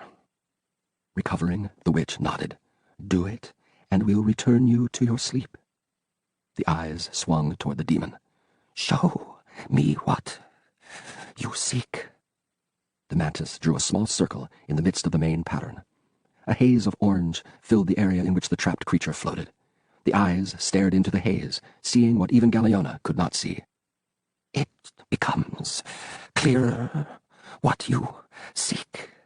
It will be requiring of a price. The payment, interjected Zazax, you have already tasted a portion of. Their prisoner gazed down at the body. Accepted. And with but that, a force struck Galiona so hard within her mind that the sorceress fell back, collapsing onto her pillows. She sailed aboard a vessel of dubious means and reputation, a vessel fighting a storm she found not at all natural. The storm had already ripped apart some of the sails, yet still the ship pressed on. Curiously, Galiona saw no crew aboard, almost as if only ghosts manned this vessel. However, something tugged at her, demanded she look beyond the deck. Without even moving her feet, the sorceress shifted position, the door of a cabin now before her. Galiona raised one transparent hand, trying to push open that door. Instead, she drifted through it, entering the cabin like one of the specters she had imagined sailing the ship. Yet, the lone occupant of this sad excuse for a room, in no manner resembled the dead. In fact, up close, he looked like far more than Galiona had first believed. Very much a soldier, very much a man. The witch tried to touch his face, but her hand went through his flesh. Nevertheless, he shifted slightly and almost smiled. Galiona glanced down at the rest of his body, noting how Bartik's armor fit him well. Then, a shadow in the corner caught her attention, a shadow with a familiar feel to it. Zazax. Knowing that she had to tread carefully now, Galiona focused on what she and the demon sought. Once more, acting as if she caressed the fighter's cheek, the witch murmured, "Who are you?" He turned slightly, as if unsettled. "Who are you?" she repeated. This time his lips opened, and he mumbled, "Norik." She smiled at her success. "On what ship do you sail?" "Hawksfire." "What is its destination?" Now he began to turn. A frown appeared on his slumbering visage, and he seemed unwilling to answer, even in his dreams. Determined not to fail in this, the most important of the questions, Galiona repeated herself. Again, he did not answer. The witch looked up, saw that Zazax's shadow grew stronger. She did not trust the demon to take care, though. In fact, his presence even threatened to jeopardize matters. The sorceress turned her attention back to Norik, looming over him, and speaking to him now in the seductive tone she generally reserved most for Augustus. "Tell me, my brave, handsome warrior, tell Galiona to where you sail." His mouth opened. "Lut." At that moment, the demon shadow crossed his face. Norik's eyes flew open.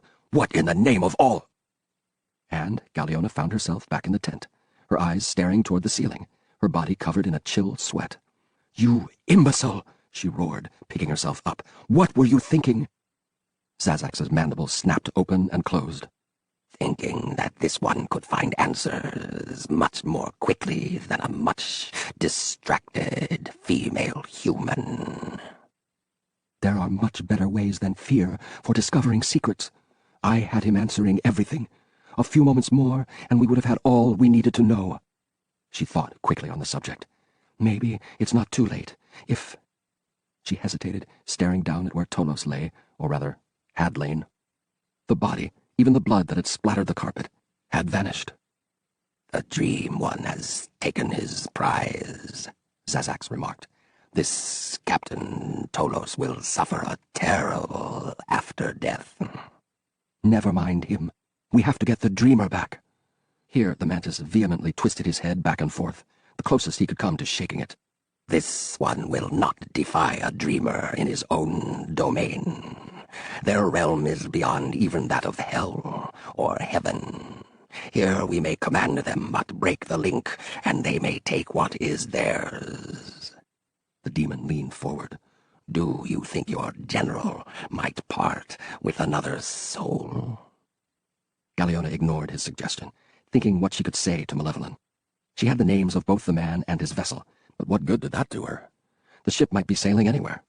If only he had managed to blurt out his destination before the demon had fouled matters much. If only... He said Lut. The witch gasped. It has to be. You have a thought? Lut Golain, Sazax. Our fool journeys to Lut Golain. Her eyes widened in satisfaction. He comes to us, just as I first said. The monstrous yellow eyes flashed once. You are certain of this? Very much. Galeona let out a throaty chuckle, one that would have stirred many a man, but did nothing for the demon. I must go tell Augustus at once. This will keep him in line for the time being. She considered further. Perhaps I can finally convince him to dare the desert. He wants Lut Golain. This gives him even more reason to want to take it. Sazax gave her what for the mantis appeared a puzzled look. But if the human Malevolent throws his men at Lut Golain, he will certainly fail. Ah, this one understands. How clever. I don't know what you mean, and I've no more time to argue with you. I must tell Augustus that the armor sails toward us, as if summoned by our very hand. She swept out of the tent, leaving the demon to his own devices. Sazax glanced at the spot where the unfortunate officer's body had lain, but a short time before, then again at the tent flaps through which the dark-skinned sorceress had passed. The armor sails toward us, yes, the mantis chittered, his form beginning to fade back into shadow. Curious what your general would think of you, though, if it did not reach Lut Golain. Norik's eyes flew open. What in the name of all? He paused, already half out of his bunk. Even though the lamp had gone out, Norik could see well enough to know that he remained the only occupant of the cabin. The woman leaning over him, a sight he would certainly not soon forget, had evidently been the product of his dreams. What exactly she had been doing, the veteran could not say, only that she seemed interested in talking with him. A beautiful woman who only wants to talk is certain to be after your purse, Faustin had once pointed out to Satan Trist after the latter had nearly lost his meager pay to a female thief. Yet, what harm could a woman in a dream do to Norik, especially considering his already dire situation? He wished that he had not awakened. Perhaps if the dream had gone on longer, it would have proved more enticing.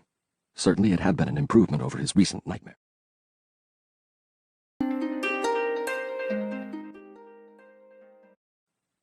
Thinking of nightmares, Norik tried to remember what had actually made him call out. Not the woman. Some sense of foreboding. Not quite right either. More the feeling that something horrific had been encroaching upon him, even as the dark-skinned temptress had leaned nearer. A violent shift in the Hawksfire suddenly sent Norik tumbling. He fell against the cabin door, which swung open without warning. On his own, Norik would not have reacted swiftly enough, but one gauntleted hand shot out of its own accord, seizing hold of the door frame and preventing the helpless soldier from crashing through the outside rail and plummeting into the stormy sea. Norik dragged himself to safety, then pulled himself to his feet, his hands once more his own. Did Captain Casco no longer have any control over his crew? If they were not careful, they would end up letting the waves and wind tear the Hawksfire apart. He seized a handhold and began fighting his way toward the bow. The roar of the waves and the constant rumble of thunder made it impossible to hear the mariners, but certainly Casco had to be berating them for their carelessness. Certainly the captain would see to it that his crew... Not a soul stood on the deck of the Hawksfire. Still unwilling to believe his eyes, Norik glanced up at the wheel. Using strong rope, someone had lashed it into one position, giving at least a semblance of control. However, there any concern for the ship ended. Already some of the lines for the sails fluttered loose, whipping about madly in the storm. One sail had tears in it that threatened to widen quickly unless someone did something. The crew had to be below. No one would have been insane enough to abandon a serviceable ship, even the Hawksfire, in the midst of such violence. Casco had likely summoned them to the mess in order to discuss some drastic measure. Surely that had to be. The lifeboat that should have been hanging near to where he stood had vanished. Norik quickly peered over the rail, but saw only loose ropes battering the hull. No accident had occurred here. Someone had definitely lowered the boat into the water. He ran from rail to rail, confirming his greatest fear. The crew had abandoned the Hawksfire, leaving both it and Norik at the mercy of the storm. But why? It was a question to which he already knew the answer. He recalled the expressions of the crew after the suit had summoned the demons to repair the mast. Fear and horror, and both aimed not at the armor, but rather the man who wore it. The crew had been afraid of the power they believed Norik wielded. Even from the start of the voyage, there had been a wariness whenever he had entered the mess. They had known even then that he had been no ordinary passenger, and the incident involving the mast had more than proven them correct. Ignoring the rain and wind, he returned once more to the rail, trying to make out any sign of the crew. Unfortunately, they had likely left hours before, making good use of his exhaustion after the summoning. Never mind that they had probably condemned themselves to death on the sea. The mariners had feared more for their eternal souls than their mortal bodies. But where did that leave Norik? How could he hope to sail the Hawksfire to land by himself, much less even steer a course to Lut Gholein? A creaking noise directly behind him made the desperate soldier quickly turn. Looking much bedraggled and not at all pleased to see Norik, Captain Casco emerged from below deck. He had appeared cadaverous before. Now he looked almost like a ghost. "You," he muttered, "demon man." Norik closed in on him, seizing Casco by the shoulders. "What happened? Where's the crew?" "Left," the captain snapped, pulling free. "Drown on sea rather than sail with demon master." He shoved past Norik. "Too much work to do. Away!" The dismayed soldier watched as Casco moved to tighten some lines. His entire crew had abandoned ship, but the captain insisted on not only trying to keep the Hawksfire seaworthy, but also en route. It seemed like a mad, pointless exercise, but Casco looked determined to try as best he could. Following after, Norik called out, "What can I do to help?" The soaked mariner gave him a contemptuous glance. "Jump over." "But—" Casco ignored him, moving on to the next ropes. Norik took one step, then realized how futile it would be to get the captain to listen. Casco had reason to both fear and hate him, and the veteran could not blame the man. Because of Norik, Casco would likely lose both his ship and his life. Lightning flashed, this time so near that Norik had to turn away in order to keep from being blinded. Frustrated by his inability to do anything, he headed to the doorway leading below deck. Perhaps out of the storm he could better think. A few lanterns still provided light as he descended into the bowels of the Hawksfire, yet their illumination did not help keep Norik from being unsettled by the emptiness around him. Everyone but Casco had left the ship, daring certain death in order to be rid of the demon master in their midst. Likely, if they had thought that they could have slain him, they would have tried that, but the display of power by the suit had clearly convinced them otherwise. Which left Norik wondering how long the Hawksfire had before the waves and wind tore it apart. He glared at the gauntlets, the parts of the armor he most associated with his plight. If not for the suit, he would have never been in this predicament. "Well," Norik nearly spat, "what do you plan to do now? Are we to start swimming if the ship sinks?" At first he regretted even making the suggestion, fearful that the armor would choose to attempt to do just that. Norik tried not to picture the heavy armor trying to stay afloat. To him, who had rarely taken to the sea save for short voyages, drowning seemed the most horrible of fates. To suffocate, to have his lungs fill with water as the dark sea engulfed him. Better to run a blade through his gut instead. The Hawksfire shook, this time in so violent a manner that the hull moaned ominously. Norik gazed toward the ceiling, wondering if Captain Casco had finally lost what little control of the ship he had briefly had. Again the vessel shook, the planks literally bending. A few more moments of this and the soldier felt certain that all his darkest fears would soon come true. Already he could feel the waters closing in. Determined not to fall victim to panic, Norik raced to the stairway, fighting to keep his footing as he rushed back up on deck. Whatever the mariner might think of him, Norik had to try to somehow help Casco regain mastery of the Hawksfire. He heard Casco shouting something in his native tongue, an unending litany of curses from the sound of it. Norik looked around, trying to find the captain in the storm. He found Casco along with a gigantic nightmare rising from the sea. A gargantuan horror with what seemed 100 tentacles, and one vast red orb had the bow of the Hawksfire in its clutches. The aquatic behemoth resembled a giant squid, but only if some great force had first ripped away its skin and put in place wicked barbs everywhere. Worse, many of the smaller tentacles had not suction cups, but rather tiny, claw-like hands that grasped and pulled at whatever part of the ship they could reach. Sections of the rail came away readily, as did some of the deck itself. Several hands and tentacles sought for the sails. Captain Casco ran about the deck, ducking one attacking appendage and swatting at others with a long hooked pole. On the deck near him, one ripped end of a tentacle flopped around, dark ichor pouring from the torn section. Defying the danger all about him, the mariner continued to try to fend off the monstrous sea creature. The sight looked as absurd as it did terrifying, one lone man trying to stop the inevitable. Once more, Norik looked down at the gloves, shouting, "Do something!" The suit did not react. With nothing else left for him, Norik looked around, seeking a weapon. Seeing another of the hooked poles, he immediately seized it and ran to Casco's side. His actions proved most timely, for at that moment a pair of clawed hands rose behind the battling captain, reaching for his back. One hand managed to dig into Casco's bony shoulder, causing the captain to cry out. Norik brought the hooked pole into play, burying the point in the monstrous hand and pulling with all his might. To his amazement, the hand tore off, dropping to the deck. At the same time, though, the second appendage, inhuman claws outstretched, turned toward Norik. In addition, 2 tentacles with suction cups darted in from the veteran fighter's right. Bringing the pole around again, Norik tore into one of the tentacles, sending it retreating. The hand snapped at him, talons as long as the fingers trying to rip into Norik's face. He swatted at it with the side of the pole, but missed. What sort of monster had risen up from the depths? Although he would have willingly admitted that he knew little about life in the Twin Seas, Norik Vizeran had heard no tales of any creature akin to this ungodly abomination. It looked more like a thing out of a tale of horror, a beast more at home with the demonic imps the suit had earlier summoned. Demons? Could this creature be some sort of demonic force? Could that explain why the armor had not reacted? It still left so much unexplained, yet more than a dozen new tentacles, some with the bizarre clawed hands and some not, erupted from the sea, assaulting anew both Casco and Norik from various directions. More adept at using the hooked pole, the lanky captain disproved his sickly appearance by swiftly tearing into 2 of the tentacles. Norik proved not so fortunate, managing to push back a few of the horrors, but doing damage to none. More and more tentacles turned from the task of ripping the ship to pieces to now dealing with the only resistance. One managed to seize Casco's pole, pulling it free with such force that the captain fell to the deck, his bad leg giving out on him at last. Several clawed tentacles encircled him, dragging Casco toward the great behemoth. Norik would have helped, but his own troubles grew worse than those of the mariner. Tentacles wound around both legs, then his waist. 2 more tore the pole from his hands.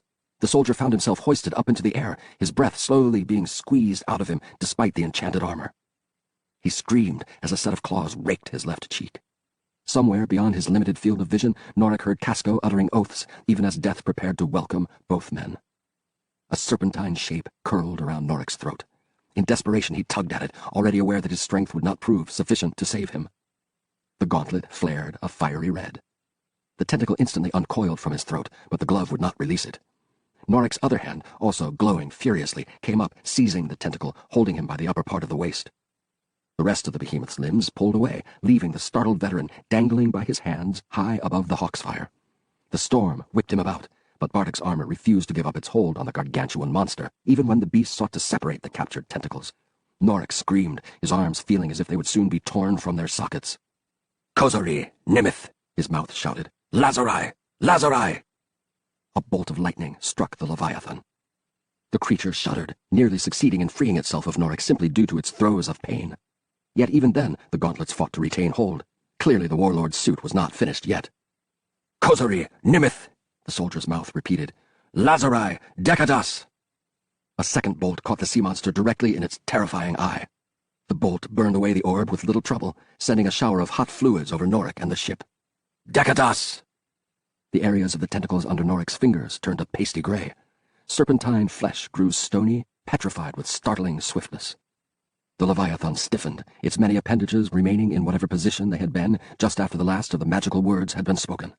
The pasty gray coloring spread rapidly down the 2 tentacles the hapless soldier held, then coursed along in every direction, covering the giant's body and other limbs in mere seconds. Kozori, Nimith! Norik shouted for the third and, so he suspected, final time. A flash of lightning, more intense than either of the others, struck the graying sea demon directly in the ruined eye. The horrific behemoth shattered.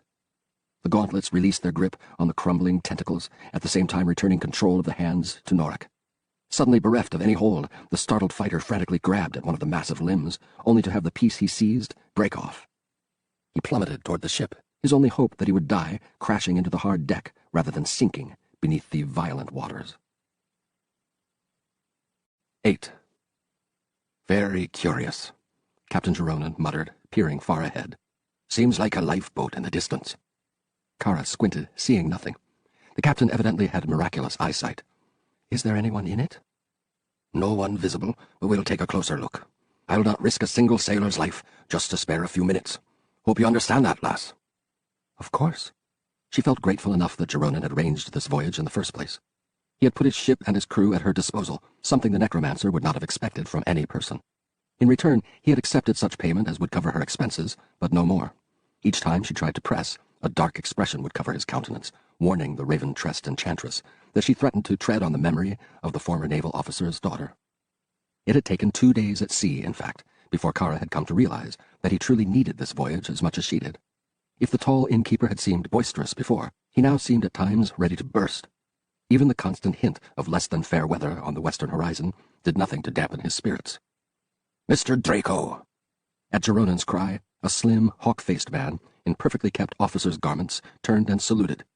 Draco had not acted at all bitter when his master had declared that he would be taking command of this voyage. Clearly, Geronon's second had great respect and devotion for the innkeeper. Lifeboat ahead. Aye, Captain. Draco immediately gave commands for the sailors to prepare for survivors. The crew of the King's Shield reacted in quick and orderly fashion, something Kara Nightshadow had already come to expect. Those who served Geronon served a man who had lived much of his life following the strict dictates of discipline. This did not mean that he ruled with an iron hand. Geronon also believed in the humanity of each of his men, a rare quality in any leader in these times. The King's Shield came up to the lone craft, 2 sailors immediately preparing lines to draw her in.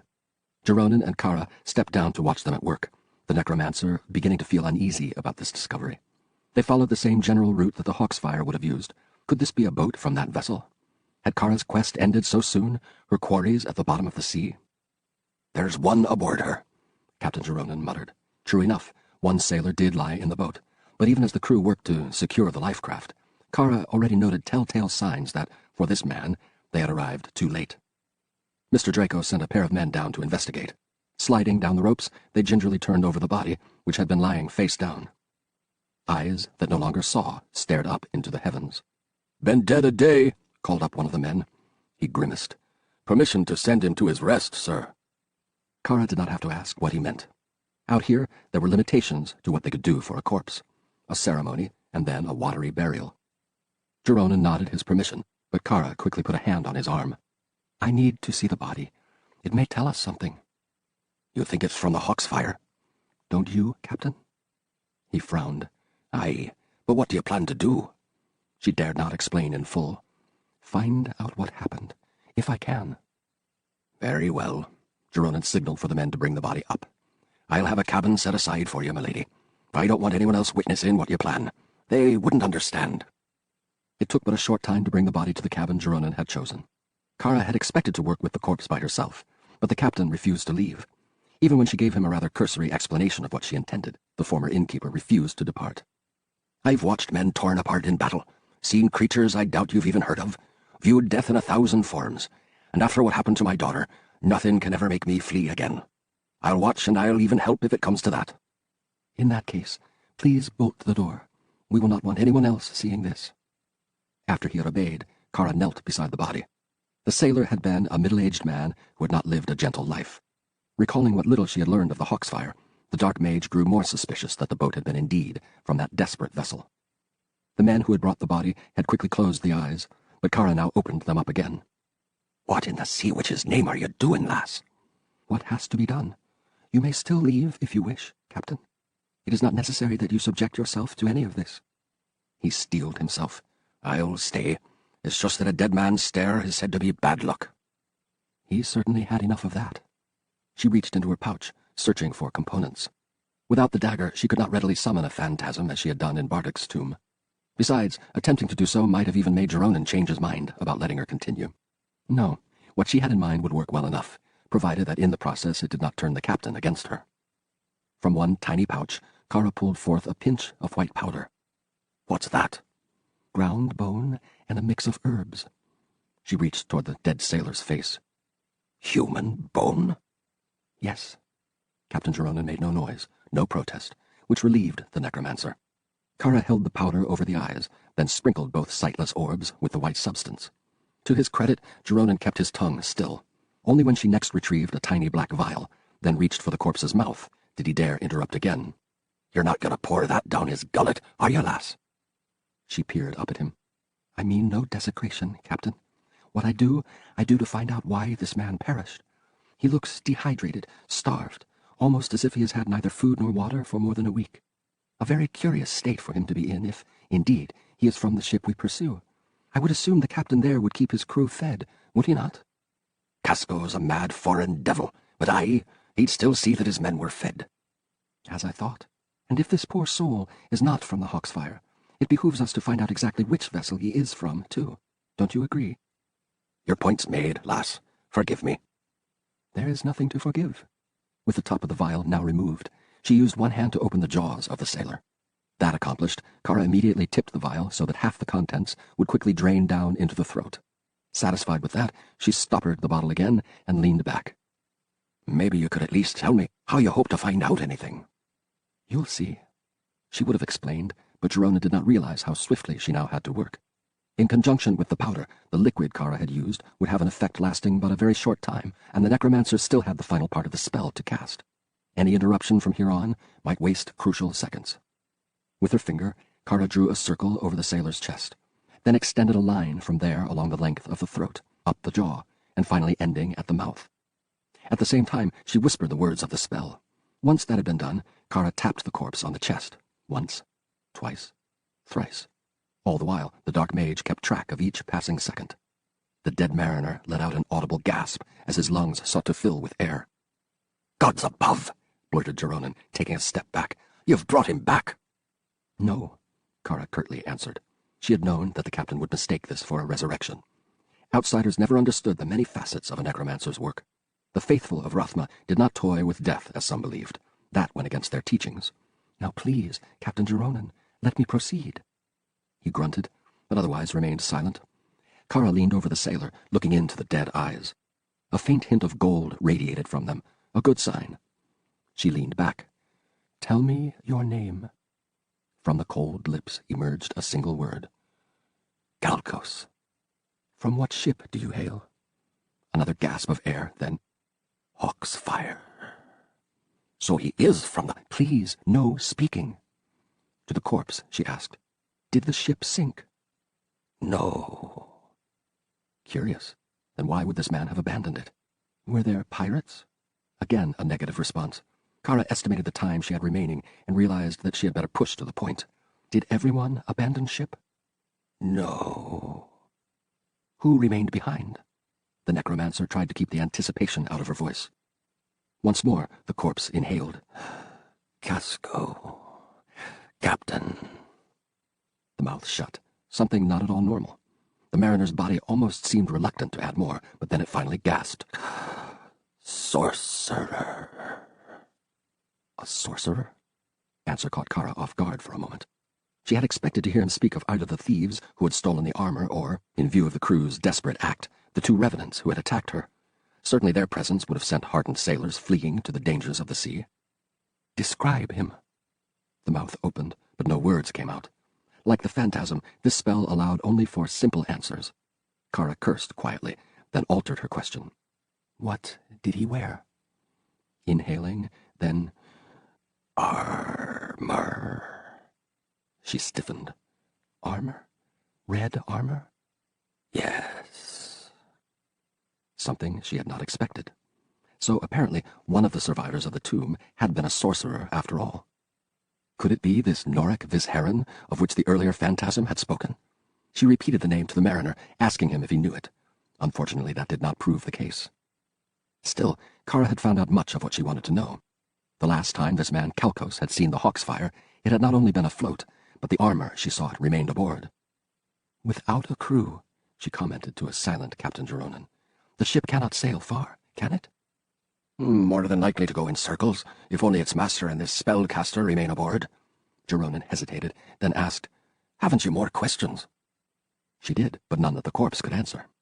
Kara dearly wished that she still had her dagger. Then she could have taken more time and summoned up a true spirit, something that could have answered with longer, more coherent statements. Older, more skilled necromancers could have performed such a fantastic feat without the use of a tool, but Kara knew it would still be a few years before she reached that point. "What about him?" insisted the formal naval officer. "What happened to him? And the rest, for that matter, lass? One day on a rough sea is enough to kill many a man, but there's something unsettling about the look of him." Feeling somewhat ashamed that Jeronin had found the need to remind her, Kara quickly leaned over the corpse again. "Where are your comrades?" No answer. She quickly touched the chest, felt it sink under the slight pressure of her fingers. The liquid component of her spell had begun to wear off. The necromancer had one chance. The eyes of a dead man often retained the last few images he had witnessed. If the powder she had placed on them still had some potency, then Kara might be able to see those images for herself. Without looking back at the captain, she said, "Under no circumstances must I be interrupted for the next step.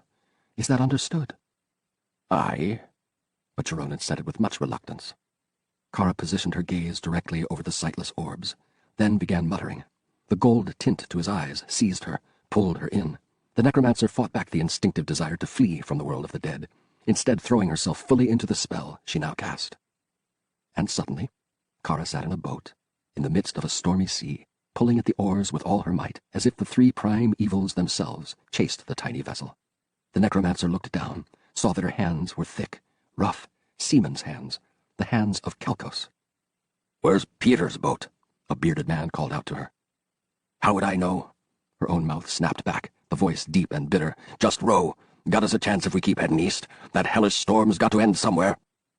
We should have taken the captain with us. He'd never leave her, not even if she sank. He wants to ride with the demon master. Let him." "Watch out for that wave!" someone else shouted. Her head turned toward that direction, epithets such as Kara had never imagined men using, spitting from her lips. In the distance she saw two other lifeboats, each crammed tight with desperate men. The bearded man suddenly stood up, not the wisest thing in such conditions. He gaped at something behind her, behind Kalkos, and pointed frantically. "Look out! Look out!" Kalkos's gaze shifted as best it could. The sailor continued to man the oars. At the edge of the mariner's field of vision emerged a vast, serpentine tentacle. "Turn about! Turn about!" Kalkos called. "Sit down, Braga!" The bearded man dropped to his place. Those able to work the oars desperately tried to turn the boat around. Over the roar of the waves and the crash of thunder, Kara heard the distant screams of men. Kalkos looked that direction, revealing the horrific sight of scores of tentacles overwhelming one of the other boats. Several men were lifted into the air, some by the suction cups of the tentacles, others by the macabre, grasping claws, almost hands, that plucked sailors from the boat as if they were flowers. Kara expected the sailors to be drawn to the cavernous opening that she now witnessed in the center of a massive, monstrous form, a creature much like a gigantic squid, but with only one massive orb and horrid flesh that marked it as no denizen of this mortal plane. Instead, however, the monster simply held them aloft, using its clawed appendages to attach other sailors to various suckers. The victims cried out, pleading to those in the distance to save them. "Row, damn you!" Kalkos roared. "Row! I told you he wouldn't let us go. I told you. Be quiet, Braga. Be—" A vast wave washed over them, throwing one shouting man overboard. Next to the tiny vessel, an array of tentacles rose from the water, surrounding Kalkos's companions on all sides and reaching hungrily for each.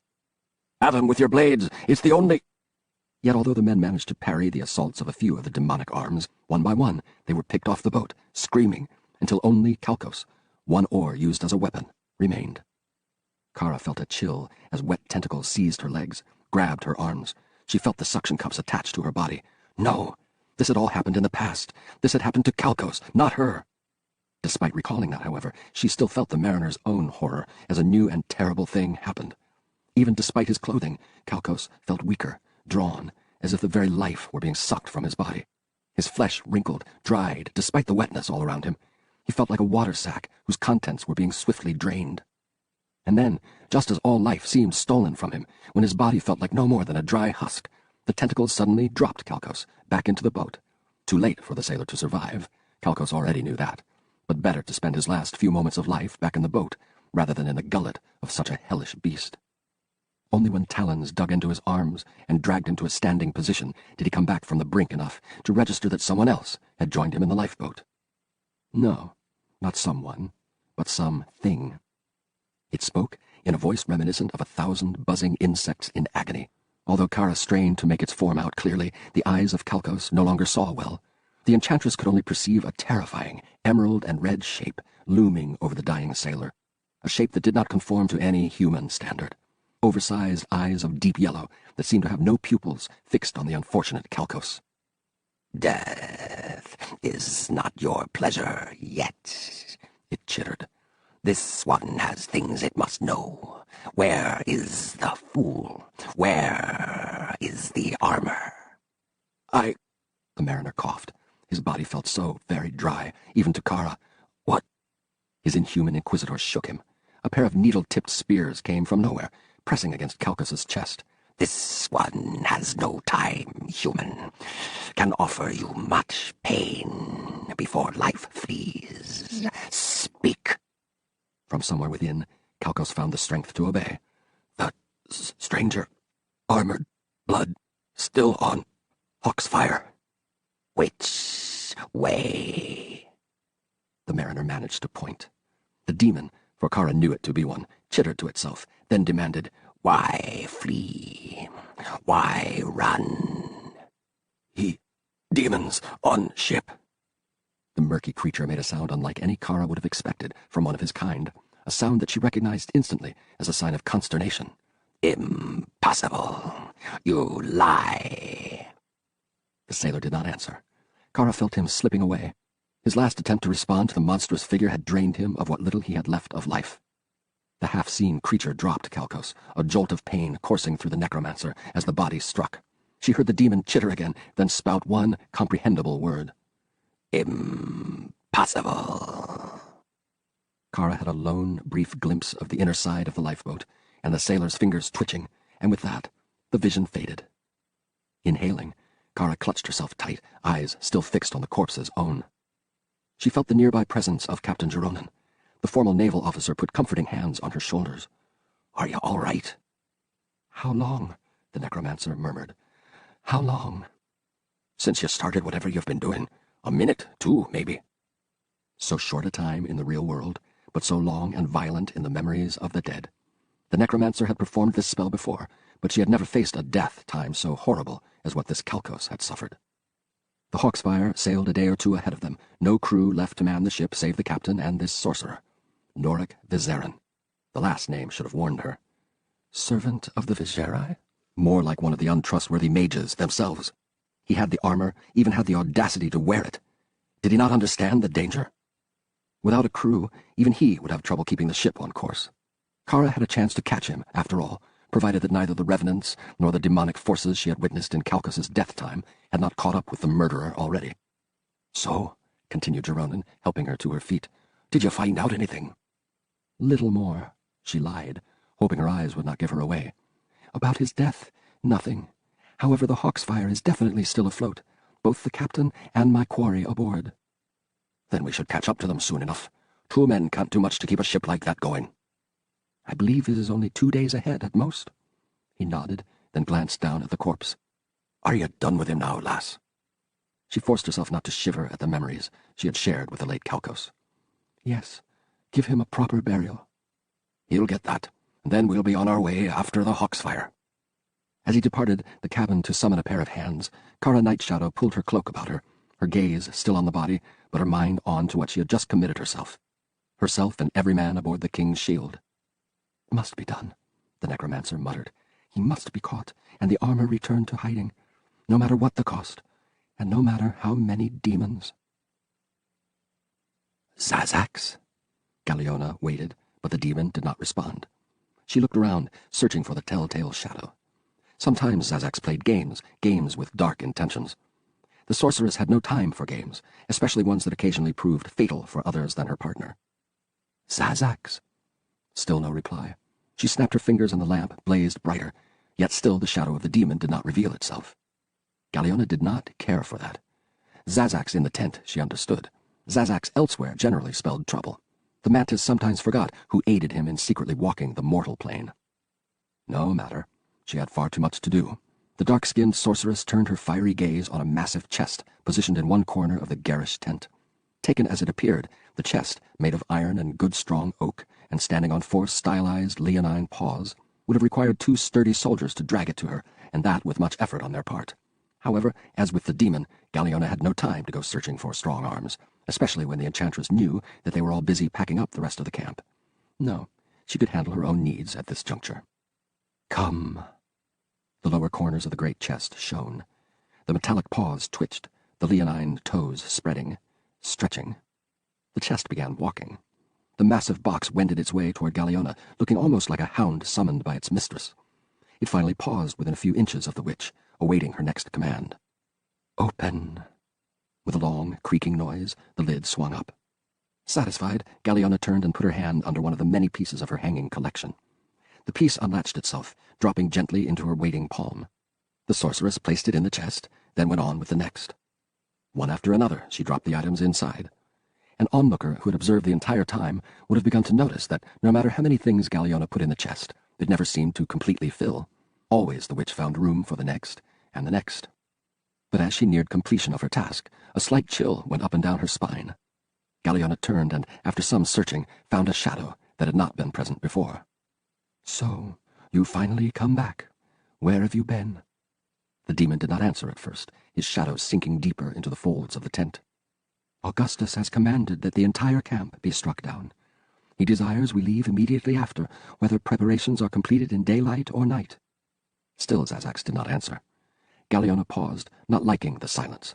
The mantis tended to babble, not hold his tongue. "What is it? What's gotten into you?" "Where does the general seek to go?" the shadow abruptly asked. "You have to ask. Loot Golain, of course." The demon seemed to consider this. "Yes, this one would go to Loot Golain. Yes, that might be best." She took a step toward the shadow. "What's the matter with you? Where have you been?" When he did not answer, the witch walked up to the corner of the tent, growing more furious by the moment. "Either answer me, or—" "Away!" The demon burst forth from the shadow, his full monstrous form looming over the human.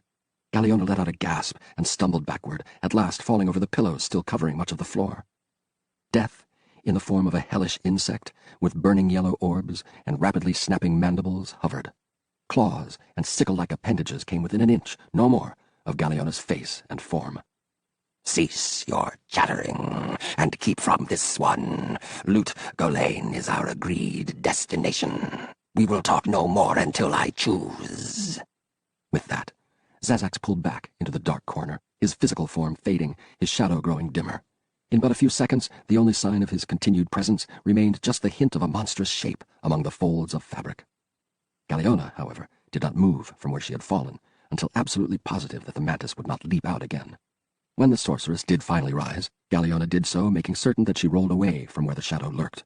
She had come very close to death, very close to a lingering, agonizing death. Zazax made no more sound, no more movement. Galiona could not recall when she had ever seen the horrific demon act as he had just done. Despite the pact between them, he had been more than willing to slay her if she had not obeyed instantly, something she swore not to forget. The pact should have been impossible for either to break, the only reason they could tolerate one another on such a long-term basis. If Zazax had been willing to risk the consequences of doing away with both that pact and her, then it behooved Galiona more than ever to find a way to rid herself of him, which very well meant either the general or the fool. At least with men, she always knew she had some control. The sorceress turned back to the task of loading the contents of her tent into the chest, but her mind never left the demon's actions. Besides the danger she now perceived in his willingness to risk the consequences of breaking their covenant, his near attack of her had left a question behind to which she dearly desired an answer. It alone would give reason not only for Zazax's unnerving reaction, but also the revelation of an emotion she had never witnessed in him before. What, Galiona wondered, could possibly have frightened the demon so? 9. The agonizing pain coursing through Norik Vizarin proved to be the first sign that he had not, after all, perished. That he could breathe also indicated immediately to him that he had not dropped into the sea, and that, therefore, he had struck the deck. Why he had not snapped his neck, nor broken several other bones, Norik could only suspect had to be the fault of Bardak's cursed armor. It had already saved him from the demonic behemoth. A simple short fall likely had been child's play to it. Yet in his heart, the veteran soldier half wished that it had failed. At least then he would have been rid of the nightmares, the horrors. Norik opened his eyes to see that he lay in his cabin.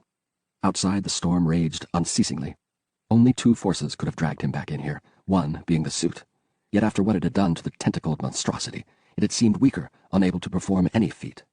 Norik himself felt so drained, he marveled that he could even move. The weakness felt so odd that the weary soldier wondered if either the armor or the beast had somehow sucked part of his life from him. At that moment, the door swung open, Captain Casco hobbling into the tiny cabin with a covered bowl in his hand. A scent that Norik found both enticing and repulsive drifted from the bowl. "Awake! Good. No waste of food." Without waiting for the soldier to rise, the cadaverous mariner handed him the bowl. Norik managed to right himself enough to eat. "Thank you." In return, the captain merely grunted. "How long have I been out?" Casco considered the question for a time, possibly wanting to make certain that he understood it. "Day? Little more." "How's the ship? "Did the creature damage it much?" Again a pause. "Ship always damaged, but can still sail, yes." "How can we possibly sail in a storm with no crew at all?" The captain scowled. Norik suspected that he had finally asked the question for which Casco had no good answer. Of course, they could not sail without a crew. Likely the Hawksfire went around and around, tossed in random directions by the winds and waves. They might have survived the attack by the monster, but that did not mean that they would reach Lut Gholein. The monster. Norik's memory of what happened seemed so outrageous that he finally had to ask Casco if what he had seen had been truth. The captain shrugged. "Saw you fall? Saw the sea witch fall?" The foreign mariner had evidently decided that what he had confronted had been the legendary behemoth mentioned by so many sailors. Norik believed different, certain after his encounters with the imps and the winged creature at the inn that this had been yet another demonic force, but not one this time summoned by the enchanted armor. Legend spoke of Bartek's rise to dark glory, first as a pawn of hellish powers, then as a sorcerer both respected and feared by them, and how he had led a legion of demons in his quest to overwhelm all else. No one, though, ever spoke of how the greater demons might have felt about that usurping of their power. Had they now noted the armor's escape from the tomb, and so feared that the ghost of Bartek sought to re-establish his hold over their kind? His head pounded at such outlandish thoughts. Best he concern himself with his own situation. If the Hawksfire remained unmanned, it would continue to meander over the twin seas, either sailing on long past the deaths of the only two aboard, or finally sinking due to some aspect of the endless storm. "I'm no seaman," he commented to Casco between bites of food, "but show me what I can do and I'll help. We've got to get the ship back on course." Now Casco snorted. "Done enough. What more? What more?" His attitude not only struck Norik as peculiar, but it also stirred the fighter's own ire. He knew that much of this situation could be blamed on him, or rather, the armor, but his offer to help the captain had been an honest one.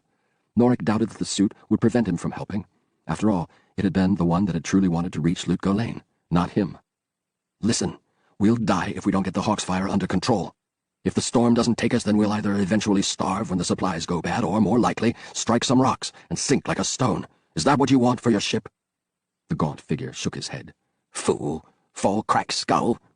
He had the audacity to seize Norik by the arm. "Come, come!" Putting aside the nearly empty bowl, he followed Casco out into the storm. His legs took a few steps to again get used to the rocking of the ship, but the captain waited for him to catch up. Casco seemed caught between hatred, respect, and fear when it came to his passenger. He did not offer any assistance, but neither did he try to force Norik along faster than the weakened man could go. Reaching the open deck, the mariner let Norik move past him. The veteran fighter held tight to what handrail remained, peering through the heavy rain and trying to see what it had been that Casco sought to show him. All Norik could make out was the same empty scene he had confronted earlier. No sailors manned the ropes, no helmsman stood at the wheel. And yet, the wheel turned. Ropes no longer held it in place. Norik squinted, certain that the wheel should have been spinning wildly, yet it barely moved, sometimes turning one direction, then adjusting to the other, as if some invisible sailor kept it under control. A movement to the side caught his attention. Focusing, Norik at first had the horrible fear that one of the main lines had suddenly untied, only to have it re-loop itself before his very eyes, then tighten the new knot. And all around him he began to notice subtle shifts, subtle changes, ropes adjusted according to the needs of the sails. The sails themselves adjusted as necessary. The wheel continued to counter the churning waves, fixing the Hawksfire on a particular route, one that Norik expected would turn out to be almost directly west. No crew manned the vessel, but it seemed to the Hawksfire not to matter in the least. "What's going on?" he shouted at the captain. Casco only gave him a knowing glance. The armor. Again its power astounded him. It had dealt with the gargantuan demon, and now it ensured that its own journey would continue regardless of the mutiny of the crew. The Hawksfire would reach port, one way or another. Norik stumbled away, heading not for his cabin, but down into the mess. Casco trailed behind, a captain with no purpose on this voyage. Both men shook off the rain. Casco dug into a chest, pulled out a dusty bottle whose contents he did not offer to his companion. Norik thought of asking for a drink. He certainly needed one, but thought better of it. His head pounded enough at the moment, and he preferred to try to let it clear. "How long until we reach port?" he finally asked. Casco put down the bottle just long enough to answer him. 3, 4 days, maybe." Norik grimaced. He had hoped for less than that. 3 or 4 more days aboard a vessel where wheels and ropes moved by themselves, and his only companion remained a wild-looking captain who thought him a devil in human form. He rose. "I'll be in my cabin until it's time to eat." Casco made no move to stop him, the lanky mariner quite content to be alone with his bottle. Stepping out into the storm, Norik battled his way back to the tiny cabin. He would have preferred to stay in the much more spacious, not to mention drier, area below deck, but in Casco's presence, the guilt over the troubles Norik's being here had caused the man ate at the soldier. It amazed him that Casco had not just slit his throat when he had come across the unconscious figure. Of course, after seeing what Norik had supposedly done, then discovering that even the fall had not killed his unsettling passenger, the captain likely had suspected that any attempt to slay the stranger would end up with Casco, the dead party. He would have probably not been far from wrong. The rain continued to not only soak Norik, but tried to beat him to the deck. In all his years fighting for one master or another, the veteran had faced harsh weather of all sorts, including blizzards. However, to him this storm had no equal, and he could only pray that it would at last end when the Hawksfire reached Lutgolane's port. That assumed, of course, that the ship would reach the port. The intense rain kept visibility limited, not that there had ever been much to see either aboard ship or among the waves beyond. Nevertheless, Norik had to continually blink away moisture just to see a few yards ahead of him. Never had the cabin seemed so far away as it did this moment. The heaviness of the armor did not help either, the metal plate seeming twice its normal weight. Still, at least Norik did not have to worry about rust settling in. The enchantments cast by Bartek had clearly kept the suit as new as the day the Demon Master had first donned it. Not for the first time, Norik stumbled.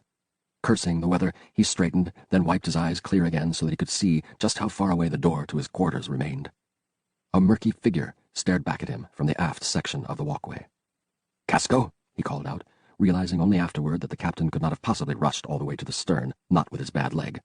More to the point, this figure stood taller than the mariner and wore a broad-shouldered cloak, reminiscent of a Vizeri sorcerer. Reminiscent of Faustin's cloak. He took a step forward, trying to see better. The figure seemed half-mist, and Norik wondered if what stood before him could be only the result of his own tortured, weary mind. "Faustin? Faustin?" The shadow did not answer. Norik pushed another step forward, and the hair on the back of his neck suddenly stiffened. He whirled around. A second, somewhat shorter figure near the bow drifted in and out of sight, his wiry form hinting of an acrobat or, more likely, a thief. What looked to be a travel cloak fluttered in the wind, enshrouding and obscuring most of the second figure's detail, but Norik imagined a dead, still grinning face, the head cocked slightly to the side because the neck had been broken. "Satan," he blurted. His hands suddenly tingled. Norik glanced down, barely catching a slight red aura about them. A bolt of lightning struck so near that it lit up the entire ship, so near, in fact, that the stunned fighter almost swore that it touched the Hawksfire, yet did not damage it in any way. For a moment, the blinding brilliance surrounded Norik, making him even briefly forget the two specters. His eyesight finally returned to normal. Blinking, Norik glanced toward both the bow and stern, and saw no sign whatsoever of either of the dire shades. "Satan! Trist!" the frantic fighter shouted. Turning back to the stern, he yelled, "Faustin!" Only the storm answered him, rumbling with renewed fury. Unwilling to give up yet, Norik headed back toward the bow, shouting Satan's name over and over. He made his way across the open deck, scanning every direction. Why he desired to confront either of his two dead comrades, even Norik Vizeren could not actually say. To try to apologize? To explain? How could he do that when, even knowing that it had been the armor that had claimed their lives, the former mercenary still blamed himself for not having heeded Faustin a few precious seconds earlier? Had he done so, he would not be where he was now. Had he done so, neither of his friends would be dead. "Trist! Damn you! If you're real, if you're there, come to me! I'm sorry! I'm sorry!" A hand fell upon his shoulder. "Who you call?" demanded Casco. "What you call now?" Even in the darkness and the rain, Norik could see the fear rising in the captain's watery eyes. To Casco, either his passenger had gone completely mad, or, more likely, Norik planned to summon yet new demons. Neither choice obviously thrilled the mariner. "No one. Nothing. No more demons." "No more. None." He pushed past Captain Casco, wanting nothing more than rest, but no longer interested in his cabin. Looking back at the perplexed and frustrated sailor, Norik asked, "Are there bunks for the crew below?" Casco nodded glumly. Likely he slept in a cabin near those bunks, and did not like the direction of the question. Bad enough he had to share the ship with a summoner of hellish creatures, but now that same demon master planned to sleep nearby. No doubt Casco expected various monsters to go wandering around below deck if that happened. "I'll sleep in one of them." Not caring how the captain surely felt, Norik headed below deck. Perhaps the battle against the demonic behemoth had taken too much out of him, resurrecting his guilt over the deaths of his comrades. Perhaps he had imagined both of them. That seemed so very likely, just as it seemed likely that he had imagined Faustin on the dock in Gea-Kul. The mutilated bodies of his two friends still lay in the tomb, there to be found by the next eager treasure hunters. Yet, as he shook off the rain and headed in search of the bunks, a stray thought disturbed him. Norik stared at his gloved hands, flexed the fingers that, for the moment, obeyed his will. If he had imagined it all, if the shades of Faustin and Satan Trist had not confronted him out on deck, why had the gauntlets glowed, even if only for a moment? In the dead of night, the army of General Augustus Malevolent went on the move, entering the vast, terrible desert of Aranok. Many of the men did not look forward to this march, but they had been given an order and knew no other course of action but to obey. That some of them would surely perish before they reached their destination, assumed to be the lush prize of Loot Golain, did not deter them in the least. Each hoped that he would be one of the fortunate survivors, one of those who would lay claim to some portion of the wealth of the Port Kingdom. At the head of the army rode the general himself, the helmet of Bartok worn proudly. A faint sphere of light, conjured by Galeona, floated just ahead of him, marking the path for his steed. That it might also identify him as the most desired target by ambushers did not bother Malevolent in the least. Clad in the ancient helmet and his own spell-enshrouded armor, the general sought to show the ranks that he feared nothing, and that nothing could defeat him. Galeona traveled beside her lover, outwardly indifferent to everything, but all the while quietly utilizing her sorcery in order to detect any possible threat to the column. Behind the witch came a covered wagon loaded with Malevolent's folded tent, the various personal items from within it, and, seeming almost as an afterthought, Galeona's wooden chest. "At last, the armor will soon be within my grasp," the general murmured, staring ahead into the darkness. "I can already sense its nearness. With it, I shall be complete. With it, I shall command a host of demons." Galeona considered, then dared ask, "Can you be certain that it'll do all this for you, my general? True, the helmet has enchantments, and the armor is said to be even more bespelled, but so far the helmet has left us all baffled. What if the armor acts much the same? I pray not, but the secrets of Bartok may demand more of us than we're able to—" "No!" He snapped at her with such vehemence that his guards, situated just behind him, immediately drew their swords, perhaps thinking that the sorceress had sought to betray their leader. Augustus Malevolent signaled to them to resheath their weapons, then glared at Galeona. "It will not be so, my dear. I have seen the glorious visions brought forth by the helmet, the shade of Bartok surely calling to me to add to his victories. I have seen in each of those visions the power of the armor and helm combined. The spirit of the bloody warlord lives on in the suit, and it is his desire that I become the mortal bearer of his standard." He waved a hand at the desert. "Why else does the fool who wears it now come to me? He does so because it is destined. I will be Bartok's successor, I tell you." The witch cringed, taken aback by his outburst. "As you say, my general." Malevolent abruptly calmed, once more a self-satisfied smile across his face. "As I say. And after that, yes, Loot Golain will be mine to take. This time I shall not fail." Galeona had ridden with the commander from Westmarch for some time, likely knew him better than any under his command. Yet in all that time, the only mention of Loot Golain had been as an eventual target, one that Malevolent had dreamed of conquering. She had never heard him speak of it as a past defeat. "You've been there? Before?" With something akin to devotion, he gently adjusted the helmet, turning away from her and preventing the sphere from illuminating what of his expression the armor did not already hide. "Yes, and if not for my brother, it would have been mine for the taking. But this time, Vizjun will fall." "Vizjun?" she blurted, her tone incredulous. Fortunately, General Malevolent paid her no mind, attention concentrated on the darkened, shifting sands. Galeona did not repeat the name again, preferring to immediately drop, if not forget, the subject. Perhaps it had been a slip of the tongue, just as something else he had just said had to have been an innocent mistake. After all, the general had much on his mind, so very much. She knew that he had never been to the fabled Kejistani Temple City, had never yet been across the sea to that land. In addition, Augustus Malevolent had been an only child, and an unwanted bastard at that. Yet, someone else Galeona knew of had not only been to fabled Vizjun, but had sought to conquer it, to destroy it, only to be thwarted in the end by his own brother. Bartok. With a surreptitious glance, the witch studied the helmet, trying to divine its intentions. The visions that the Western commander had experienced had clearly been for his benefit alone. Even when she had secretly tried the artifact on, no such images had been shown her. Yet it appeared that the more Augustus wore it, the more he had trouble differentiating between his own life and that of the monstrous warlord. Did the helmet perform some sort of enchantment each time these incidents happened? Galliona casually touched a black jeweled ring on one of the fingers of her left hand, turning the gem in the direction of her lover's head. She mouthed 2 forbidden words, afterward cautiously glancing to see if the general had noticed her lips moving. He had not, nor did he now notice the invisible tendrils extending from that ring, tendrils that reached out to touch the helmet in various places. Only Galliona knew that they were there, seeking, probing, trying to detect whatever forces permeated the ancient armor. Perhaps, if she finally discovered how they affected the general, the witch could take the first step toward using those powerful enchantments for her own goals. Even some slight bit of new knowledge would go far toward extending her own abilities. A flash of crimson light flared from the helmet, illuminating for a stunned Galliona each of the magical tendrils rising from her ring. A surge of power coursed toward her with lightning speed, eating away at the tendrils and converging on her finger. Fearing for herself, the sorceress reached to pull the ring free. Only mortal, she moved too slow. The streams of crimson light devoured the last of the tendrils, then came together at the black jewel itself. The gemstone sizzled, turned molten in less than the blink of an eye. The liquefied stone dripped over her finger, burning at her skin, searing her flesh.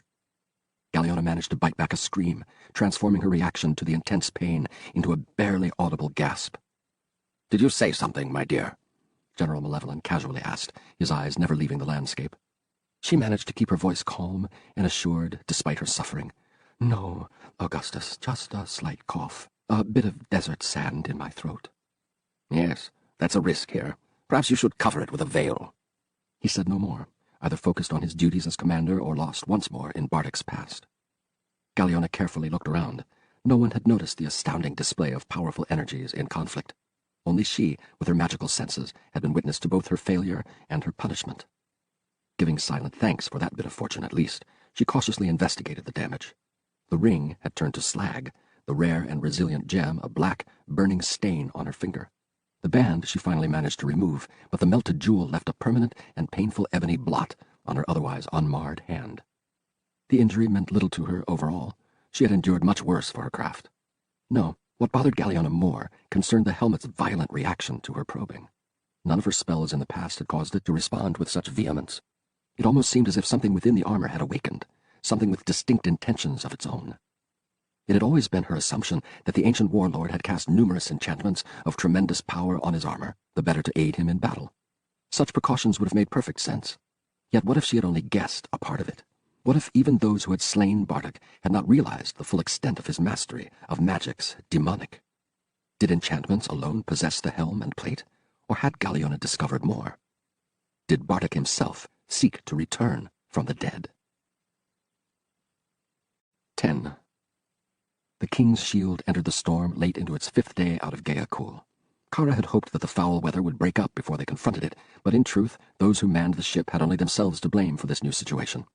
Captain Geronin commanded an excellent crew, one that understood well the idiosyncrasies of the turbulent sea.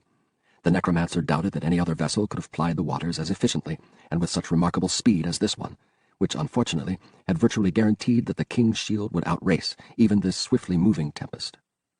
The unfortunate Kalkos had been given a formal burial at sea, Kara adding to the ceremony with a few words of respect based on the funeral traditions of her people.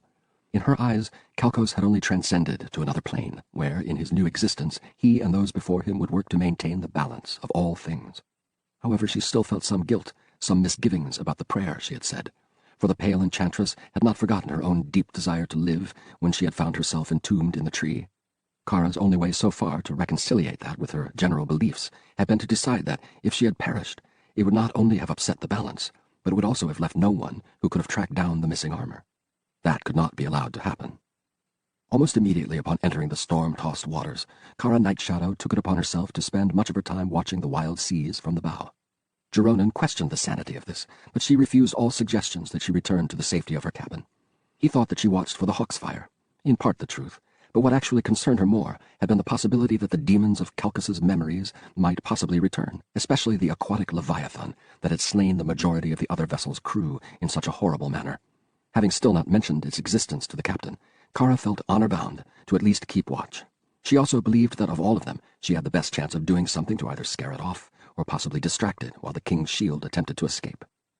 Even though caught between the harsh rain and the mad sea, Geronin's crew remained determined, and to her quite polite. For a time, Kara had feared that the stories she had always heard about sailors would mean her having to deflect unwanted attention. However, although several of the men clearly admired her, and that despite now knowing her true calling, they did not press. In fact, only Mr. Draco had attempted anything resembling an advance, and he had done so in so formal and cautious a manner that it had almost been as if one of her own had made entreaties. She had kindly and quietly rejected his advance, but had found his attention flattering. Captain Geronin himself had long ago erased any lingering question as to whether he had designs on his passenger. When he did not treat Kara like an aristocratic client, he acted as if at some point she had been adopted into his house. Now and then the former naval officer fussed over her, just as Kara suspected he had fussed over Tyrannia. She allowed him to do that, not only because it kept him in good spirits, but because the necromancer also found it made her feel some comfort as well. Growing up, she had not been without parental love, but once her adult training had begun, the faithful of Rathma were expected to put such emotions aside, for the better good of learning how best to protect the balance of the world. The balance had to come before all else, even family. The king's shield leapt up a particularly high wave, crashing down into the water a second or two later. Kara held the rail tight, trying to see past the rain and mist. Although day had begun to give way to night, her eyes, more accustomed to seeing in the dark, let her better view what might lay ahead than any of the more experienced mariners. By now they had surely reached, even past, the waters in which Kalkos and his comrades had perished, and that meant that at any moment the entire vessel might be under attack by forces unnatural. "Lady Kara," Draco called from behind her. "It's getting worse. You should really get below." "I am fine." Although certainly no high-born lady, the dark mage could not get the men to simply call her by her name. That had been the fault of Geronin, who had, on first introducing her to the crew, emphasized the title and, most important, his respect for her. What served their captain well served the crew. "But the storm!" "Thank you for your concern, Mr. Draco." He already knew better than to argue with her. "Just be careful, my lady." As he battled his way back, Kara decided that the consideration she had received from Geronin and his men would certainly spoil her for Lut Ghislaine. There, she knew, she would face the prejudices, far more common toward her kind. Necromancers dealt with death, and most folk did not like to be reminded of their mortality, nor the fact that their spirits could perhaps be affected by those like her afterward. Despite her refusal to Draco, the necromancer soon decided that she could not stay at the bow much longer. The coming night, combined with the horrific weather, reduced visibility with each passing second. It was quickly coming to the point where even she would be of no use. Yet she remained determined to stand her post as long as humanly possible. Up and down the waves flowed, their continual rise and fall in some ways a monotonous sight, despite the spectacle of such raw power at work. Once or twice she had spotted what she believed some sea creature, and much earlier a piece of rotting wood had momentarily broken the cycle, but other than that Kara had little to show for her efforts. Of course that also meant that there had been no sign of the demons, something for which the enchantress could feel grateful. She wiped the spray and rain from her eyes, turning her gaze one last time to the port side of the king's shield. More waves, more froth, more... An arm? Shifting her position, Kara peered into the dark waters, every sense alert. There, the arm and part of the upper body of a man. She could make out no detail, but swore she saw the waterlogged limb rise of its own accord. Kara had no quick spell for such a situation, and so turned instead back to the deck, and to the dwindling figure of Geronin's second. "Mr. Draco! A man in the sea!" Fortunately, he heard her immediately. Calling to 3 other men, Draco rushed up to where the necromancer stood. "Show me where." "Look, can you see him?" He studied the mad waters, then nodded grimly. "A head and an arm, and I think it might be moving." Draco shouted to the helmsman to bring the ship about, then in a much more subdued voice told her, "It's unlikely that we'll be able to save him at this point, but we'll try." She did not bother to reply, more aware of the odds than even he could be. If the nature of the balance dictated the man's survival, he would be rescued. If not, then, like Kalkos, his soul would go on to the next plane of existence, there to fulfill another role for the balance, as taught in the teachings of Rathma. Of course, that same balance also dictated that where there remained hope of life, those that could had to struggle to save it. Rathma taught pragmatism, not cold-heartedness. The storm made for rough going, but despite that the king's shield still managed to close in on the feebly struggling form. Unfortunately, the coming of night made the task more and more difficult as the vague figure vanished and reappeared with every new wave. By this time, Captain Geronin had joined his crew, taking over control of the situation. To Kara's surprise, he commanded 2 sailors to bring bows. Sailors Draco informed her were exceptionally skilled with the weapons. "Does he mean them to end the man's suffering?" she asked, startled by this side of the former officer. Kara had at least expected him to try to save the unfortunate mariner. "Just watch, my lady." Her eyes narrowed in belated understanding as the archers quickly tied rope to their shafts. Rather than trying to simply toss a line to the man in the water, they hoped to use the shafts to better get the ropes within reach. Even with the storm, they could get more precision from using the bows than relying on hands only. A risky venture still, but one with more chance of success. "Hurry, blast you!" Jeronin roared. The two men fired. One arrow soared far past its target, but the second came within a short distance of the rolling form. "Grab hold!" Draco shouted. "Grab hold!" The figure made no move toward the line. Taking a terrible risk, the necromancer leaned over the rail, trying to will the floating rope closer. Perhaps if it actually touched him, he would react. Kara knew elders who could move objects simply by thinking of them, but as with so much else, her studies in that respect had not yet reached such a point.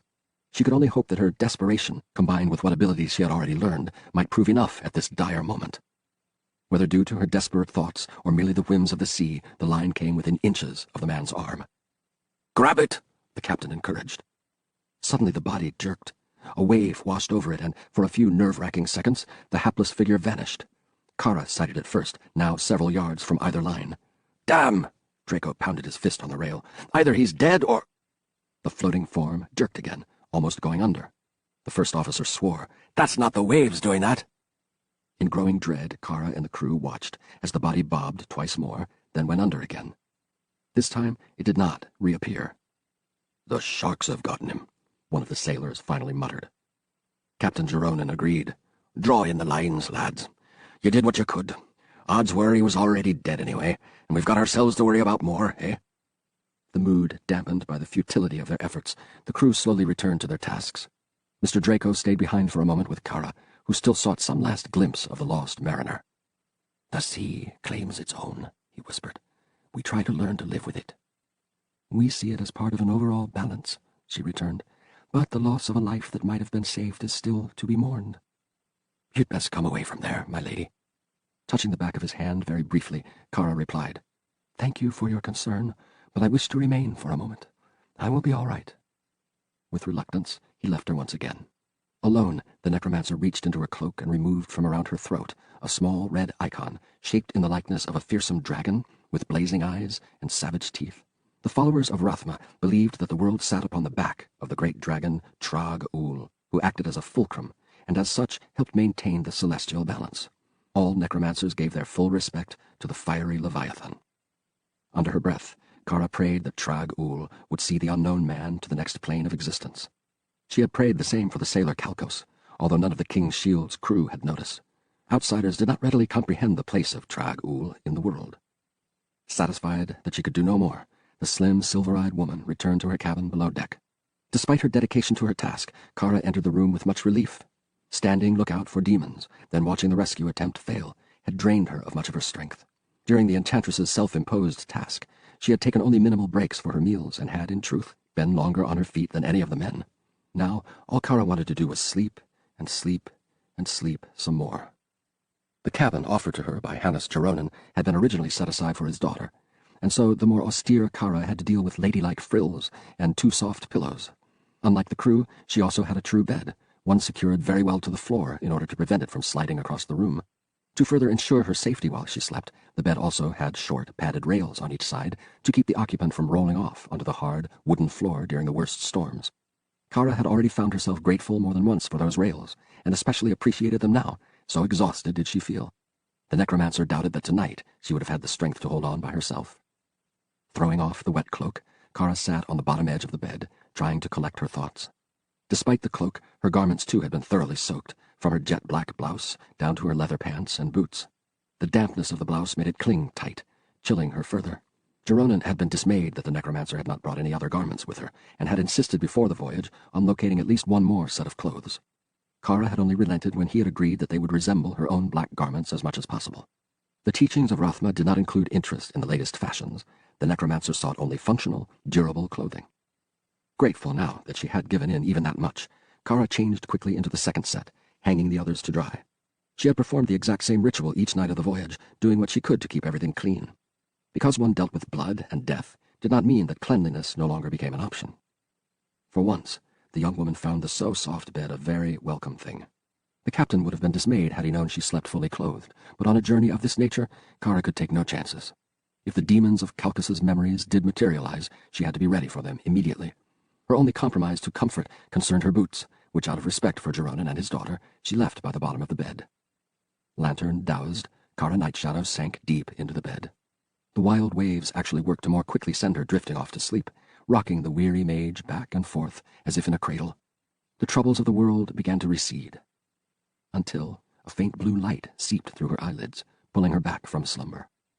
At first she thought it a figment of some peripheral dream, but then the gradual realization that Kara still sensed it through closed eyes, even while awake, set every nerve on edge. The dark mage tensed, then spun about in the bed, rising to a kneeling position with her hands pointed toward the source of the surreal illumination. Situated in a cabin below the waterline, Kara at first imagined that somehow the sea had finally broken through the hull. However, as the last vestiges of sleep faded from her mind, she saw instead something far more unsettling. The blue light from her dreams not only existed, but it now covered a fair portion of the side of her cabin. It had a hazy look to it, almost as if the wall had turned to mist, and pulsated continually. Kara felt her entire body tingle. Through the magical haze stepped not one, but two water-soaked figures. She opened her mouth. Whether to cast a spell or call out for help, even Kara could not be completely certain. In either case, her voice, and her body as a whole, in fact, failed her. The necromancer did not understand why until one of the dark figures held up a familiar ivory dagger, a dagger that blazed an unsettling blue each time Kara even thought of attempting anything. The dripping and quite dead figure of the Vizierai's sorcerer, Faustin, the gaping hole where his throat had once been, only partially obscured by the collar of his cloak, grimly stared at her, his unblinking eyes silently warning Kara of the foolishness of any defiance. Next to him, his grinning companion shook off some of the seawater. Behind them, the blue light faded away, the Revenant's magical portal vanishing with it. The smaller of the two undead took a step toward her, performing a mocking bow. As he did, Kara realized that it had been his body she and the crew had seen. He had been the helpless mariner. Faustin and his friend had tricked her and the crew in order to arrange this monstrous visitation. The ghoul's smile widened, yellow teeth and rotting gums now adding to the initial image of peeling skin and the wet, putrefying flesh beneath. So, very good to see you again, necromancer. If the storm did not end by the time the Hawksfire at last reached the harbor of Lutgolain, then at least it finally eased to something approaching tolerable. For that, Norik Vizarin gave thanks, just as he gave thanks that the ship had arrived just prior to sunrise, when most of the kingdom would still be asleep, and therefore would not so much notice the sinister peculiarities of the dark vessel. The moment the Hawksfire docked, the spell cast by the armor ceased, leaving Captain Casco and Norik to do the best they could to finish matters. The ship drew the stares of those few about, but fortunately it seemed that no one had noticed lines adjusting themselves, nor sails lowering without physical aid. When finally the gangplank had been lowered, Casco made clear with his expression, if not words, that the time had come for his passenger to disembark, and hopefully never return. Norik reached out a hand in an attempt to make some sort of peace with the skeletal foreign mariner, but Casco glanced down at the gauntlet with his good eye, then set that same eye unblinking on the soldier's own gaze. After a few seconds of unease, Norik lowered the hand and quickly walked down the gangplank. However, a few yards from the Hawksfire, he could not help but look back one last time, and therefore saw the captain still watching him closely. For several seconds the two stared at one another, then Casco slowly raised one hand Norik's way. The veteran fighter nodded in return. Seemingly satisfied by this minor exchange, Casco lowered his hand and turned away, now seeming intent only on inspection of his badly damaged vessel. Norik had barely taken a step when someone called down to him from another direction. "The Hawksfire tricks fate again." An elderly-looking sea captain with almond-shaped eyes, a white tuft of beard, and weathered features remarked from the deck of his own vessel. Despite the early hour and the foul weather, he greeted Norik with a cheerful smile. "But looks like barely this time. Rode along with this storm, did you?" The soldier only nodded. "Word to the wise, ye've been fortunate. Not every man that sailed her has finished the voyage. She's bad luck, especially to her captain." More so than ever, thought Norik, although he dared not tell the other captain. He nodded again, then tried to move on, but the elderly mariner called out once more. "Here now, after a trip like that, ye've no doubt the need for a tavern. Best one's Atma's. The good lady herself still runs it, even what with her husband gone now. Tell him Captain Mashif said to treat you well." "Thank you," Norik muttered back, hoping that the short answer would satisfy the much too cheerful man. He wanted to be away from the docks as quickly as possible, still fearful that someone would not only recognize something amiss with the arrival of the Hawksfire, but also link Norik to it.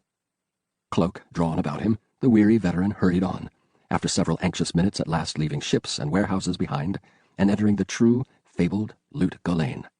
He had heard tales about the kingdom often over the years, but had never visited it before. Seyden Trist had said of it that anything a man could buy he could find here, and in great quantities. Ships came from all over the world, bringing in goods both legal and not. Lut Gholein represented the most open of markets, although those who ruled made certain that order was still constantly maintained. At no time did the entire city sleep. According to Satan, one only had to look long enough and one would find a place willing to let those seeking exotic entertainments spend their coin no matter what the hour. Of course, those who could not keep their entertainments confined to the facilities provided still risked running afoul of the watchful eye of the guard, who served the cause of the Sultan with great fervor. Trist himself had told some quite lurid tales of Lut Gholein's dungeons. Despite all that had happened to him since the tomb, Norik's interest stirred almost immediately as he walked through the streets. All around him, gaily decorated buildings of mortar and stone rose tall, the banners of the Sultan atop each. Along the astonishingly clean cobblestone streets that stretched in every direction, the first wagons of the day began to emerge. As if sprouting from the very shadows, quick-moving figures in flowing robes began opening tents and doors in preparation for new business. Some of the wagons paused at these tents, suppliers delivering new goods to the vendors. The storm had dwindled now to a few dark, rumbling clouds, and with its continued lessening, Norik's mood lightened yet more. So far, the armor had not demanded anything more of him. Perhaps he could, for a time at least, seek his own path. In a place as vast as Lut Gholein, surely there had to be sorcerers of some repute, sorcerers who could help free him of this curse. Under the pretext of admiring the sights, an easy enough thing to do, Norik would try to keep his eye out for any sign of possible help. Within moments of the dawn, the streets filled with people of all shapes, sizes, and races.